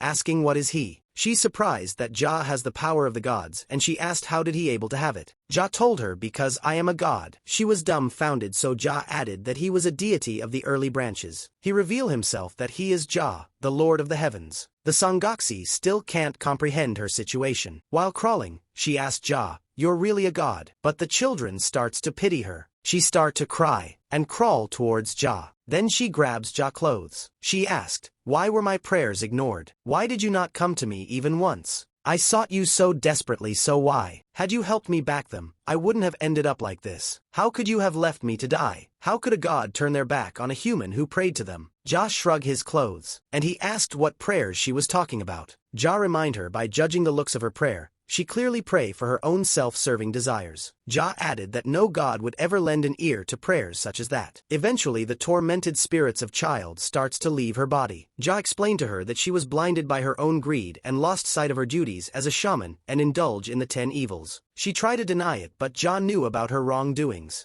and pointed about the unfortunate spirits who lost their way because of her. She tried to put the blame to those people who demanded for their desire, but Ja told her to shut up, because even if her body is ripped into shreds and set ablaze for all of eternity, her suffering will still be nothing compared to theirs. So Ja swore she will fall to hell, and for each finger she took from these babies, and for every human that suffered because of you, karma shall ensure you pay your rightful dues. Ja began to cast his right, and he called this Myo. When he swing his fan, a dark aura goes around them. Then it gather up in the sky, transforming into a dark moon. She begged for Ja to have mercy as she can't afford to die like this. She begged for another chance, but Ja decided to perish her soul in eternity. Just like that, she finally vanished. Ja immediately asked if what happened to Huizu's mother. Bok-sun acknowledged him that she was stabbed by a dagger. Ja wasted no time, and he head inside their house to check her mother condition. Huizu wondering who he was. As he stepped closer, Huizu held her mother as she thought he's one of them. Ja was glad that her mother still breathing. He sighed, then cast his spell once again. But this time, he used his floral meadow and a flower suddenly appear above them. This flower blooms on Huizu's mother, then slowly embedded her body. Everyone was surprised and amazed by Ja's power. Ja tapped his fan on his head, making the magic binded to her body. Huizu was worried, but Ja said to her not to worry as she's just asleep now. Huizu grabs her mother's face, and her mother smiled at her. Huizu starts to cry as her mother survived. While the children are so happy to see her mother was fine, the spirit children were so proud for Ja after showcasing his power as the Lord of the Heavens. Huizu surprised to hear it. She immediately bowed her head and thanked Ja for helping them. All of a sudden, Ja coughed, and his cough leave bloodstain on his kimono, which he irritated. Ja told Huizu that he had a favor to request as a token for her gratitude. He clenched his fan, then swing it. He used his spell Flowing Mirror. This made tormented spirit children to escape from hellish parallel. Their fingers scatter around. And Ja told her once her mother awakes, she must have to hold a Kiondoge with the fingers of those children. If you don't know what is Kiondoge,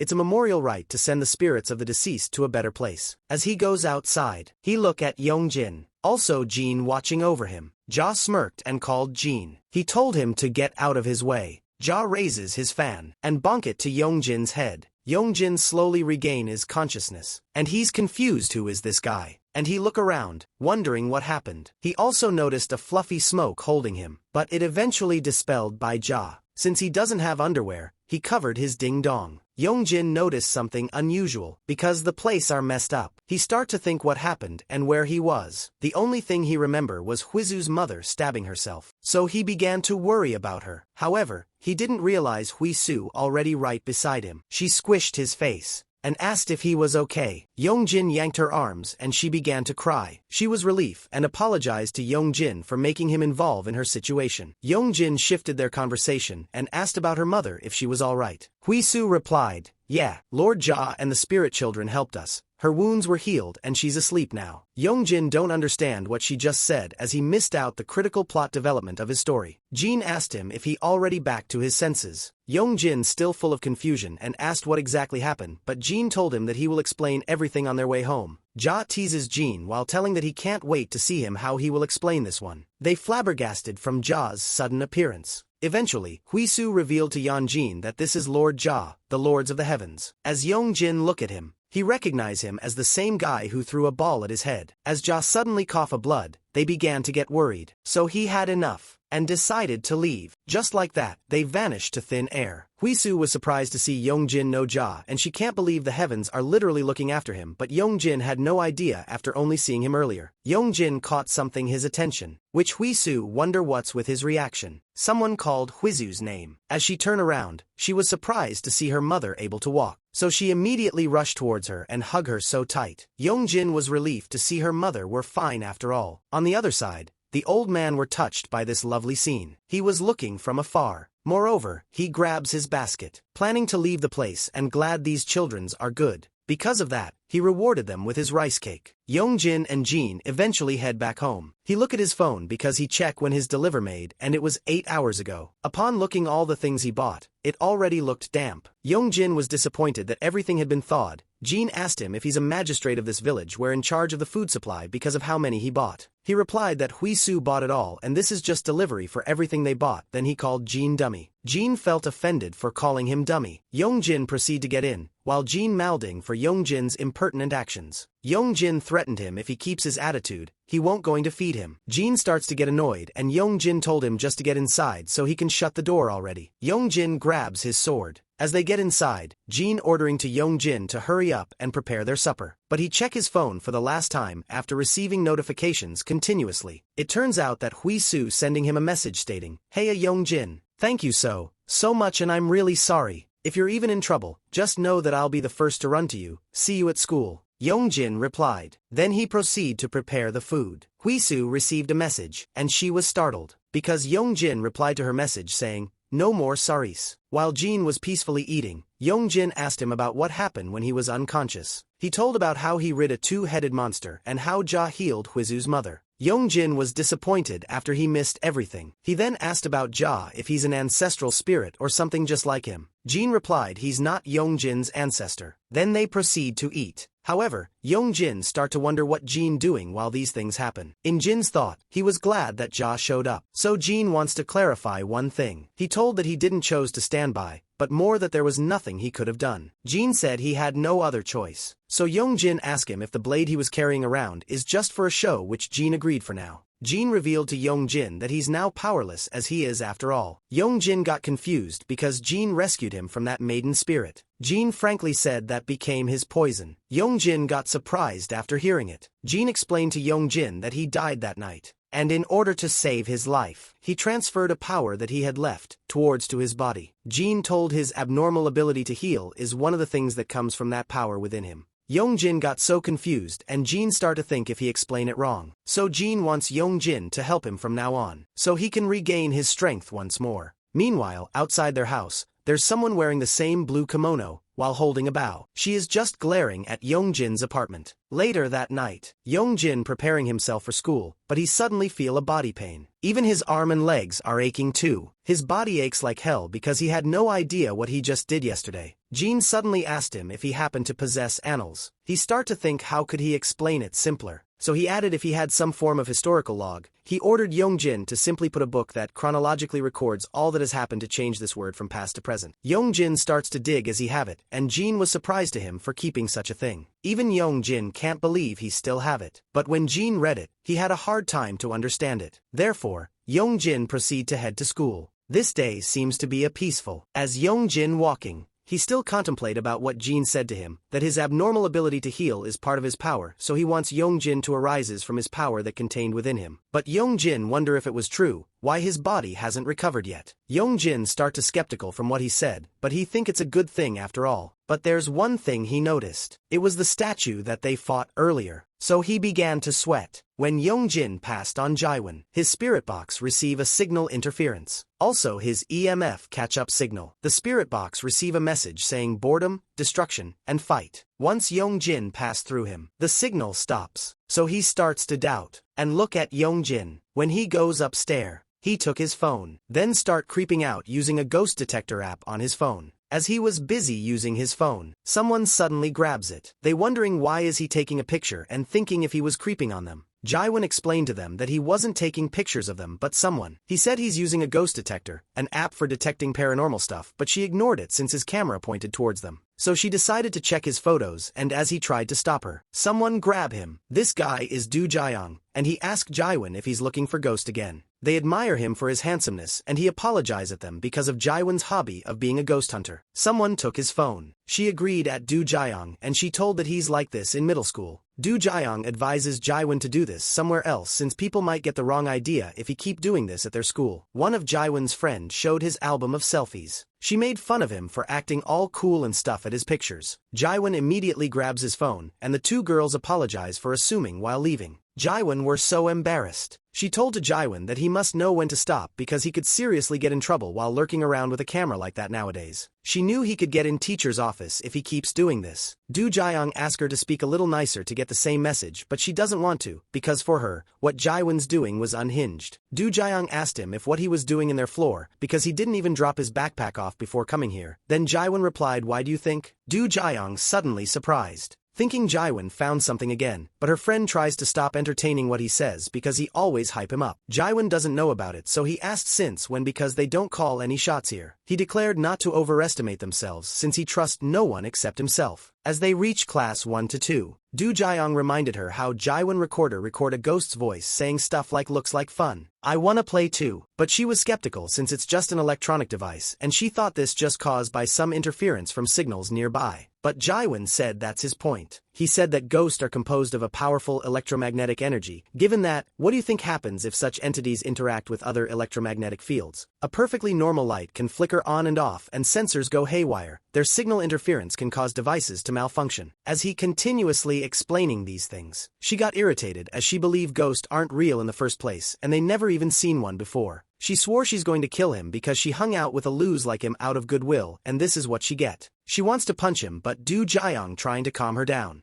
Jaewon starts to ignore her and continue his investigation. Suddenly, his EMF reader starts to pick up signal, and this was coming from class 1 to 3. Do Jaeyoung was surprised to see his equipment picking up signal. Do Jaeyoung opened the door and tried to ask if he wants to come in and talk to the other kids so they don't freak out, which he agreed. They immediately noticed Do Jaeyoung and asked who's with him. He introduced Jaewon to them and said they have been friends since middle school. Jaewon asked if he come in for a second, and they agreed, but one of them wonder about what's with his gadget. Jaewon advises her not to touch his equipments, because a hand filled with energy can damage his things. As everyone going for Do Jaeyoung, Young-jin were busy at his phone. He's texting Hui-soo. She was asking Young-jin if he could come to the science lab since she has something to give for him. She don't want to go alone by herself because she doesn't want anyone get the wrong idea. Young-jin replied if she could give it to him after school, and Hui-soo just replied ah. So Young-jin had no other choice and one of his friend if he goes somewhere, which he replied he's just going to the bathroom. But as he about to leave, he noticed he back door being taken over Do Jaeyoung. He can't decided where to go since both front and back doors are overtaken. Do Jaeyoung suddenly noticed Young-jin looking at him, so he knew they were blocking the door, so he told everyone to move. He low-key apologized at Young-jin. Young-jin's classmates were amazed by the single glare of him. He managed to make the move. Young-jin proceed to walk past through Jaewon. His equipment's gone crazy as Young-jin walked beside him. Even his spirit box said words, death, destruction, blood. They were frightened after hearing it. They asked if what's wrong with Jaewon's device. He then declared that the paranormal activity that was detected in Do Jaeyoung classroom, and he think he found it. Soo handed Young-jin a bracelet. She told that her mom made them a bracelet. Young-jin was a bit disappointed for calling him just for this. Young-jin took it and said thanks to her mom, but Hui-soo wonder if he's not going to put it on. Young-jin explained to her that if others see them wearing matching bracelets, they would think they are couples, which Hui-soo think the same. But she revealed that this is a Buddhist bracelet, and they aren't the only people wear this, as other kids at their school wear it too, and she frankly told Young-jin is the only one who sees it as a couple's bracelet. Hui-soo kept convincing Young-jin to put it on since her mother worried about him, and she followed with a question, what if you're in danger again? Young-jin replied that won't happen. Jin said spirits won't come after me anymore, and as she heard it, she wondered why. Young-jin revealed that Jin's power being contained inside him. Young-jin start to imagine if he's going to tell her that Jin told him he died on that day, but he was afraid that Hui-soo might blame herself again. So he didn't tell about that day and said this was the reason he heals so quickly too. As he observed, everything is back to normal, and Hui-soo finally understand his power came from Jin. So she realized something. When the day he fought the Sangakse, he act like a different person that day. While Young-jin wondering what she was talking about, Hui-soo said, I mean you were such a good fighter, you had no trouble wielding that heavy blade. Young-jin asked her if he fought someone and when that happened. She replied, don't you remember, at my mom's shrine, but as she was talking, Yongjin's hand grabs her, trying to stop her from talking, and this made Yongjin startled. Yongjin was surprised as his hand suddenly stopped her mouth from talking, so he immediately pulled it away, and he wondered what just happened. Huisu asked why did he do that, which Yongjin immediately apologized and explained it wasn't him. Suddenly, Jaiwon's spirit box said speak and death. As they turn around they saw Jaiwon. He apologized for overhearing their conversation. Huisu and Yongjin was surprised as they knew they were screwed up. Jaiwon fixed his glasses like a common nerd protagonist. Then he proceeded to introduce himself as Jaiwon Gong, a ghost hunter. They start to get anxious after knowing he's a ghost hunter. Jaiwon stepped closer and reached his hand towards Huisu, and she was surprised he know her. He mentioned her mom that he knows she's a shaman too. This made Huisu surprised for knowing such thing like this. She asked how he know about it, and he replied that there's been rumors about it cause of her tarot stuff from before. Then she realized he was right. Jaiwon revealed that he know everything about their school's history and its ghost tales. They were confused after he told to them this is the reason why he enrolled here, and he followed a question if they heard about the tale of the running statue. Huisu and Yongjin felt a bit awkward as they already encountered that entity, but they lied and told they have no idea about it. Jaiwon said that the Sampo statue runs every night. Legend has it that those who come across the running statue are forced to race with it. But if one chooses not to or tries to cut the race short, they will suffer a gruesome death as a flagpole pierces through their head. Huisu whispered to Yongjin and said they could have been as it tried to crush them with a car. Jaiwon suspected it is a poltergeist. He assumed this since the first day of their school. The flagpole has been pulled out 4 times. It's not like there's been any storms around here, and this apparently happened last year too.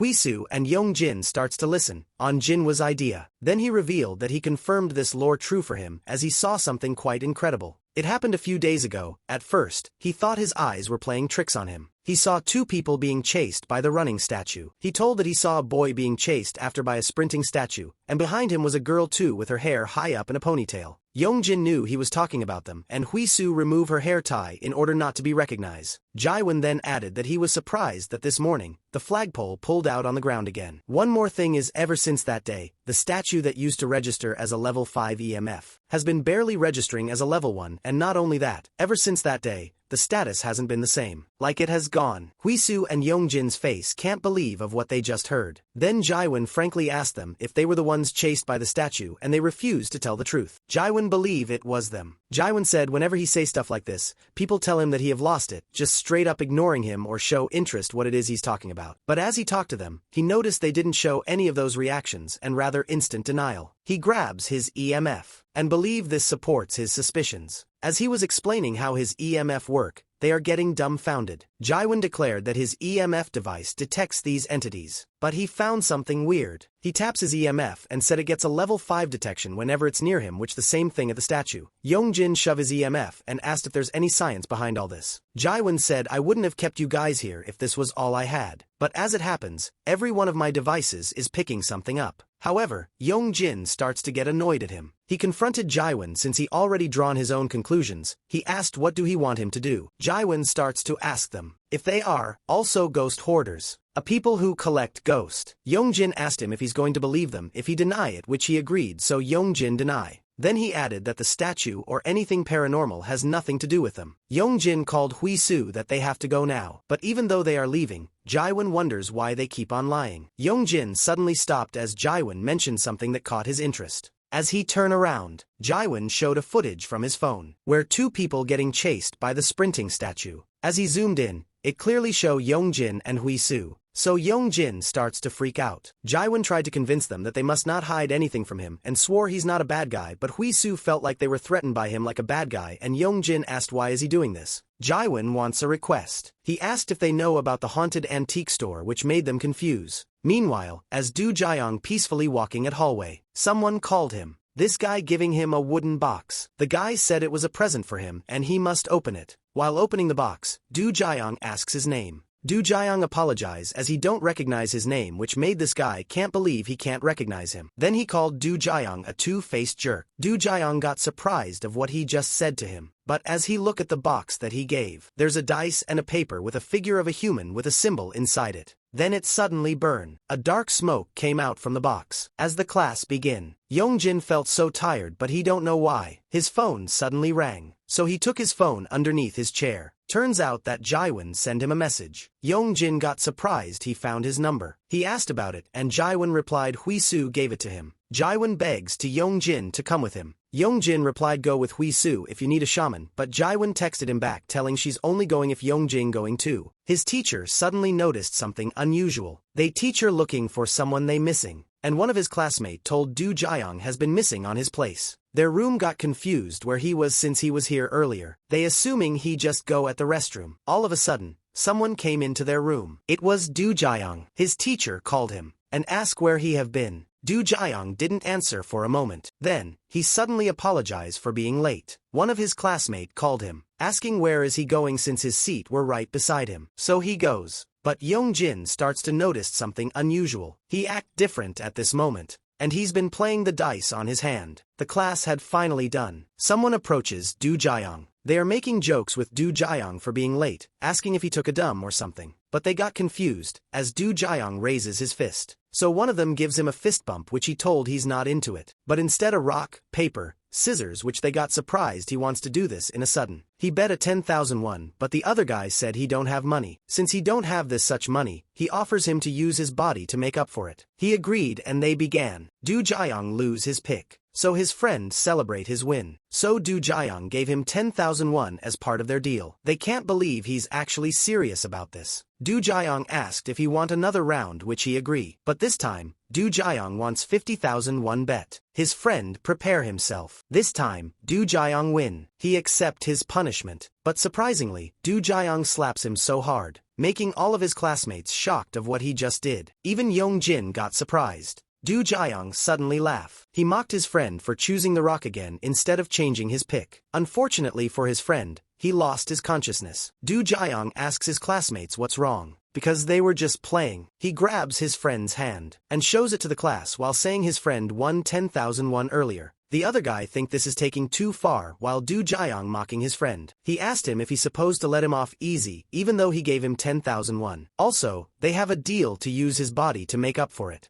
Du Jiang starts to remember that this guy said he want a turn next. Du Jiang smirks while the other guy refusing to take the turn. Du Jiang had enough and stood up. He just leave the room like nothing happened. The whole room starts to talk about what just happened. Yongjin's seatmate feels like he just saw a fight scene in a movie, and the other guy stated that it gave him Ice Sky vibes because Du Jiang can't be act like this, so he assumed he was possessed. Yongjin still in a state of shock, wondering what just happened. The next day, some students are talking about the incident Du Jiang involved. The girl in a blue jacket said that was the first time she saw Du Jiang curse, and her friend start to notice Du Jiang acted like a different person. Her friend think he starting became a bully, but the girl in blue jacket think he's just taking acting classes, and he is just preparing for a role he's auditioning for. But they wonder if he really needed to invest his role at the school. As Du Jiang busy vaping, someone approaches him if he mind putting the vape away since they were in classroom and the teachers might scold him. Du Jiang told him to speak up since he can't make out his mumble-jumble, but he wasn't able to speak up which made Du Jiang annoyed and yelled at him. Du Jiang starts to crash out again. Then he rubs his ear and said he is just joking. He asked this guy if this looked like a vape to him. Du Jiang wants to make a bet. He wanted to bet a 100,000 won, betting that the teacher's gonna walk in as soon as the bell rings. He starts to tremble as he doesn't want to happen the same thing what happened to their classmate last day. But he saw a problem between them. He knew he don't have money, so he wants him to offer his body to make up for it. He was trembling in fear and speechless. Du Jiang mocked him for shaking like a leaf. Someone suddenly called Du Jiang. It was his friend earlier. She heard rumors about Du Jiang, so she wanted to confront him. Du Jiang looked at her. After she grabs his hand, she pulled him out of the room, but he yanked her hand. She asked Du Jiang what's going on as he seriously hit someone. Also where he get the vape since he never liked stuffs like this. Du Jiang ignore all her question and start tossing the dice on his hand. Then he catch it. He asked if what's in his hand, odd or even. She was confused as he suddenly asked these questions and she's not in the mood for games. Du Jiang grin and convince her to pick one. She choose odd. He smirked and show that the dice is in even. Du Jiang suddenly grabs her face and asked to pay up with her body. Then he pressed her body towards him. She got startled by his sudden action, so she slapped Du Jiang. She had no idea what's with Du Jiang. As she was leaving, The same guy earlier smirked to see everything going well. Later that, Jaiwan walks to their room. He unlocked his phone, and still texting Yongjin and even trying to blackmail him with the footage of being chased by a ghost in Ghost Hunter community. Jaiwan doesn't care if Yongjin ignoring him since they were still under the same sun. Jaiwan came inside, and his spirit box gone crazy, so he assume he must be near as his devices are going off. He look around looking for Yongjin. He hit someone that made his EMF pick up a 5-level signal. He thought it was Yongjin, but he was surprised, as it was Du Jiang. As he sniffed, he smelled cigarettes. Du Jiang picked up his EMF reader. While he was holding this, his EMF reading getting crazy. Even his spirit box. Jaiwan were waiting for a message from his spirit box, but it suddenly clicked that make his ear hurt. He wonder what's wrong with his equipments. As he walking asking Du Jiang to get Yongjin for him, he got startled as his spirit box receive a multiple message of help me. Du Jiang suddenly threw his spirit box, making it to shatter into pieces. Jaiwan left speechless of what he just did. Du Jiang asked him why he's not apologizing after bumping into him. Jaiwan realized he was right and apologize. Du Jiang toss his dice. Then he catch it. When he split his hand, he asked Jaiwan which hand the dice was. On the other side, Huisu did a tarot reading and the card shows he was possessed. She told Yongjin that Du Jiang was possessed, but Yongjin doesn't show any interest and just agreeing at her. She stood up and called Yongjin Ghost Slayer Dragon Jin. She called him Dragon since Yong in Korean means dragon. Yongjin starts to get annoyed, wondering why should he help, and Huisu told him because he need to save his friend. Yongjin said he's not his friend and they are not close. Not only that, he was a bit skeptical, so he asked her if she was really sure about it by only drawing cards. Yongjin doesn't understand what just happened as Du Jiang seems perfectly fine when he saw Du Jiang earlier. He start to think he had mood swings, but he think it was a bit too extreme. Yongjin doesn't want to get involved since Du Jiang doesn't harm him. Huisu felt bad about it. Yongjin informed him not to ask him to meet like this from now on because others might see them. Huisu felt pity at Du Jiang as she assumed he had a kind soul. She think Du Jiang felt the same way he experienced when she unwillingly posses too. As they were talking, someone came inside. It was Jaiwan, and they got startled he suddenly appear. He told Du Jiang wasn't a scummy guy that would ever go around making bets like that with the other kids. While he was talking, his face had bruises after what Du Jiang did to him. They wonder what happened to his face, and he replied he was slapped by a ghost. As he about to ask Yongjin's help, he still insist on refusing. So he was a bit disappointed. He decided not to pester them about going to the haunted antique store, and he want to apologize for the stuff earlier. He called Huisu and mentioned about what she just said earlier about her body unwillingly possessed, and since she successfully got it out from her. Jaiwan start to assume this was the reason she's here, and if they aren't ghost hoarders they must have exorcised the statue, and Yongjin start to get annoyed. As Yongjin deny about the statue stuff, Huisu called him, because she receive a 50,000 won as the payment for his services. Jaiwan willingly pay as much as they need to help him, and as Yongjin about to refuse, Jaiwan starts to beg, because he looks so serious about this matter. Earlier that moment, Du Jiang slaps Shim so hard. Then the spirit box start to pick up signals and calling his name. While the spirit box was playing, he saw Du Jiang so different from the guy he knew, and the spirit box receive a message apologizing at him. Yongjin still insists to refuse. He decided to leave it to Huisu since he thinks she can help him with this kind of stuffs. Huisu felt bad for Jaiwan. After getting rejected by Yongjin, Jaiwan left speechless inside the room. As Yongjin walked to the hallway, he wants to wrapped up in another mess. He doesn't want to encounter such things like before, and he just wanted to go back to have a normal life. He was scared that he might die again, so he wants to steering clear of troubles from now on. He doesn't want to get involved again. As he was walking, he encountered Du Jiang. He's currently with someone, so Yongjin think he found his crowd. But as he passed through him, Yongjin suddenly grabs him and pulled Du Jiang closer. So Du Jiang wonder what he wants from him. As Huisu turned her way at hallway, she was surprised to see Yongjin grabbing Du Jiang's shirt. She assumed Yongjin will going to exorcise him, and she was touched since she knew Yongjin would do this. Du Jiang's friend was surprised, wondering what he was doing right now. Yongjin suddenly do a punch, but Du Jiang already get out from his grip. Yongjin awkwardly apologized to him. He told that he wasn't the one who did that, which made Du Jiang wonder what he meant after he tried to punch him. Du Jiang fixed his shirt and tossed the dice. Then he clamped down the dice. He asked Yongjin if which hand the dice was. Huisu knew this is bad as he always do this on his classmates. Yongjin got confused why he just sudden do this. He suddenly surprised as his hand twitching. Then his hand moving on its own again. His hand pointed one of Du Jiang's hand. And Yongjin start to get anxious. When Du Jiang open his hand, Yongjin's guess were right. So Du Jiang tap his shoulder and said he must take care. But right now, Yongjin still confused why his hand suddenly moving on its own. Du Jiang low-key looked back as he was surprised someone managed to make a right guess. Later that day,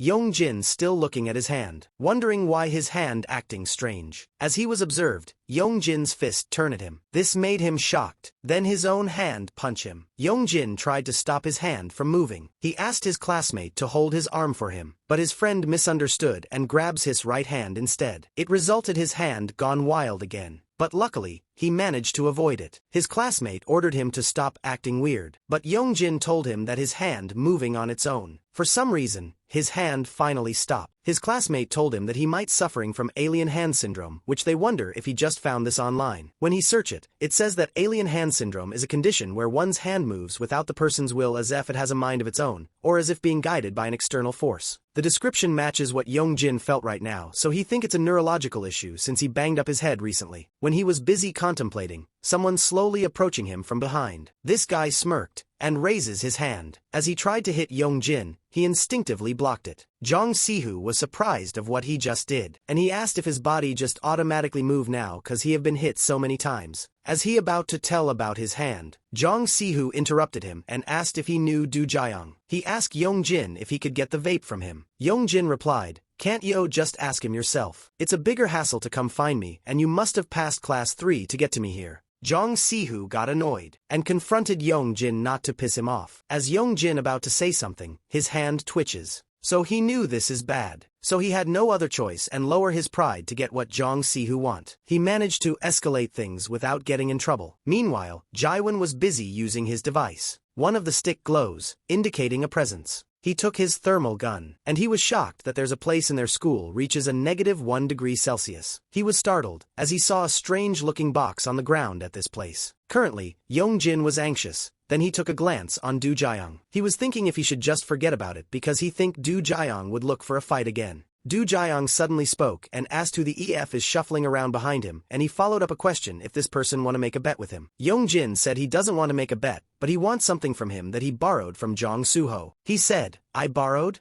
Oh, the thing he gave me after losing a bet, cause he didn't want to get smacked." He revealed that Jong Suho traded his vape, and since he wants to get it back, he assumed Jong Suho wants to get smacked instead. Yongjin replied that he never told him all that. Du Jiang leaned and said, "Then are you here to get smacked in his stead?" Yongjin replied, "No. Why should I?" Then he told to keep it instead. Du Jiang remember him earlier, so he decided to give it to him. Yongjin was glad to hear this, but he was startled as Du Jiang tossed his dice. He clamped it, and told he will return it when his guess were right. Du Jiang asked if the number in his hand were in odd or even. Everyone were frightened as they knew what will happen next. Yongjin told him that he doesn't need to give it to him. But Du Jiang doesn't want to stop since their game already started. Du Jiang rushes him, but Yongjin think he have nothing to gain in his game and there's no need for him to pick. Du Jiang began to get annoyed and wants him to pick immediately. Yongjin left no choice and pick even. Du Jiang were excited to take a look. As he shows it, Yongjin was surprised, because the dice landed in 1, which means it is odd. Du Jiang raises his hand, and their classmate starts to get frightened to see a gruesome punishment. As Du Jiang's hand approaches, Yongjin's hand move its own again, and it shoves Du Jiang's hand. Du Jiang startled that his hand making a gesture, preparing to flick him. As Yongjin flick his forehead, he crashed through the door, while Yongjin covers his eyes. He was surprised that he hit Du Jiang.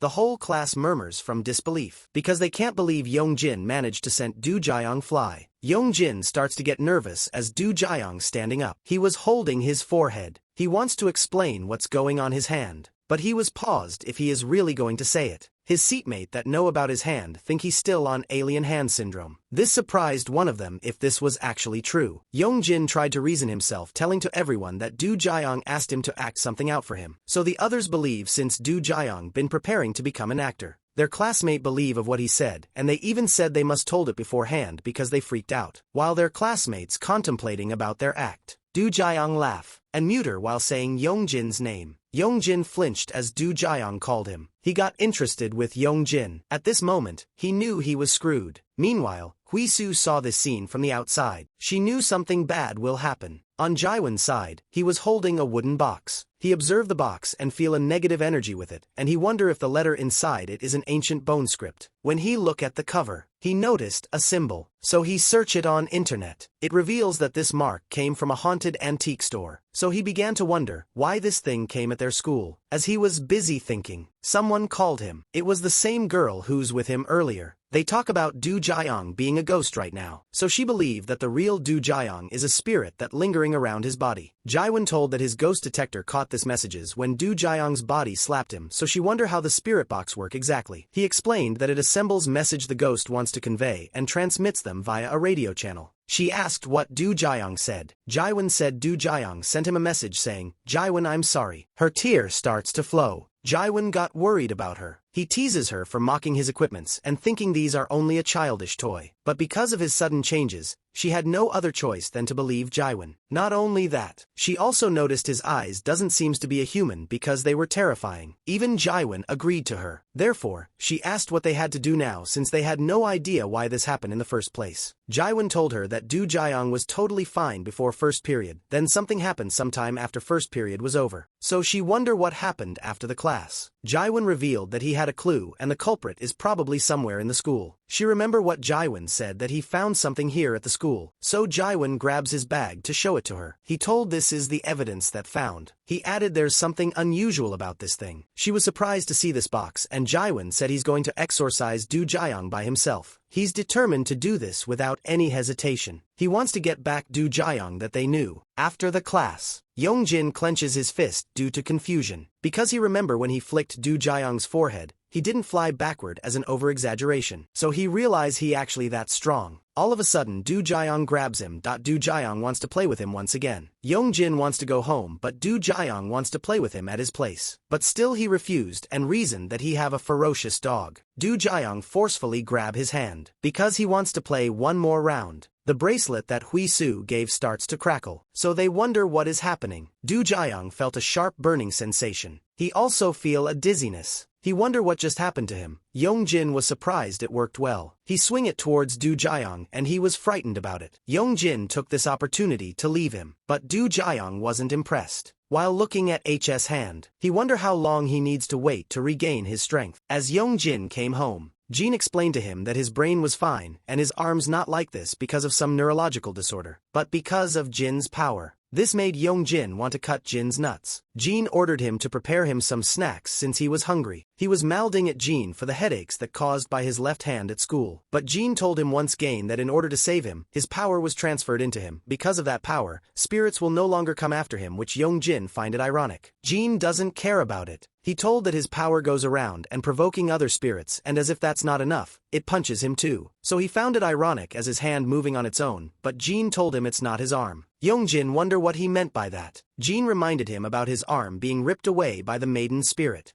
That's why his not his arm anymore. So he wants to explain it in simpler terms. He said his left arm is the last remnant of the powers I had. Yongjin was speechless to hear it was made of the black dragon. On the other side, Jaiwan was reading a forum about the haunted antique store. Lia wonder if this was the right place, because she was skeptical after the place looks like a run-down building. While Jaiwan was nervous, Lia was confident to go inside. Jaiwan told her to wait, because he was a bit suspicious if they go together. He volunteered himself to go inside alone. Going back to Yongjin, Jin told there's 4 kids of dragon, and these are the red dragon, azure dragon, white dragon and black dragon, and together the 4 compose his strength. He revealed that all of it had disappeared, and his left arm is the remaining power with him, and it was made of the black dragon. Jin added that while it reigns supreme in power, it is just as boundless in arrogance. So Yongjin left speechless after hearing it. Yongjin asked what would happen if he take it back, which Jin replied he would become one-armed, so that means his arm is permanently gone. Yongjin left speechless after realizing he had no other choice than enduring the harsh reality. Jin wondering why is he so distraught about this since his mortal body only has much to gain from having such power within it. He replied that it's ruining his life at school. Jin declared that he has something quite curious about. He's curious if there are no records of the earthly branches or of the 12 lineages. because the book seems to hold no records following Dan Gun. Dan Gus is the first king and founder of Gojoseon, the first Korean kingdom. Yongjin told him that it talks about the Three Kingdoms period, which Jin replied not this. Yongjin had no idea what he was looking for and can't do anything about this book since there's nothing else. All of a sudden, someone rang his doorbell. Then he heard Huizu's name calling for him. On the other side of our story, Jaiwon puts a camera to document everything. He was investigating the place while asking if someone is here. Someone responded if he was here to buy something. Then an old woman came out of nowhere. Luckily Jaiwon put a camera before she came out. He approached her. On the outside,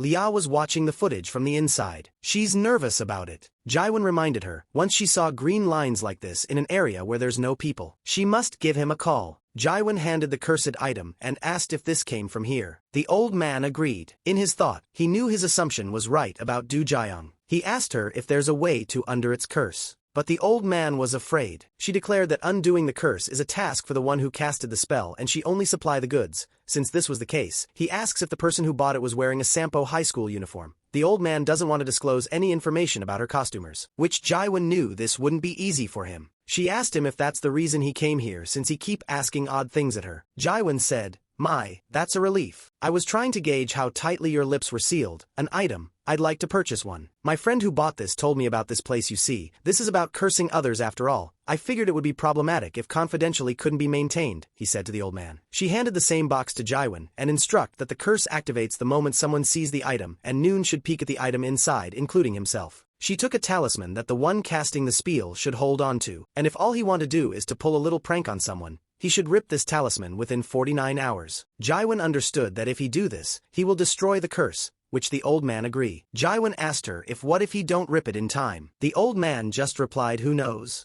Jaiwon felt uncomfortable anymore and he's now planning to get out of here since he know how to break the curse now. He asked the old man if how much for the item but he was trying his best to make a reason on not to buy the thing. The old man ordered him to put his fingernail and hair in this pouch and write his name on a paper she gave. Jaiwon starts to get skeptical about this since she was giving it for free. He knew she won't stand to make a profit if she do. But for the old man, it was nonsense for her since this will be more than enough for her as payment. But Jaiwon thing it was hard since hair loss runs in their family and he was undergoing treatment right now and can't pull out any hair. Not only that, he shows that his nails are also short. So he tried to offer to write his name for today and came back once his nails are a bit longer. When he reached the paper where he needs to write his name, the old man grabs his hand. Since he can't do anything she said, she wants to write his name and stamp a blood seal instead. Jaiwon caught off guard of what she want. She suddenly pulled out a knife. He tried to reason himself again by saying he had a hereditary blood disorder that runs within the family. Could I take some medication before I do this? I apologize, where's the bathroom? Luckily the old man let him. He was looking a tool that could help him at this situation. Fortunately, he saw a pen. The old man suddenly heard his screams. He goes at the old man holding his finger while trying to tell that he have a condition where his blood clots when it's exposed to air, which the old man wonder what's with all these illnesses.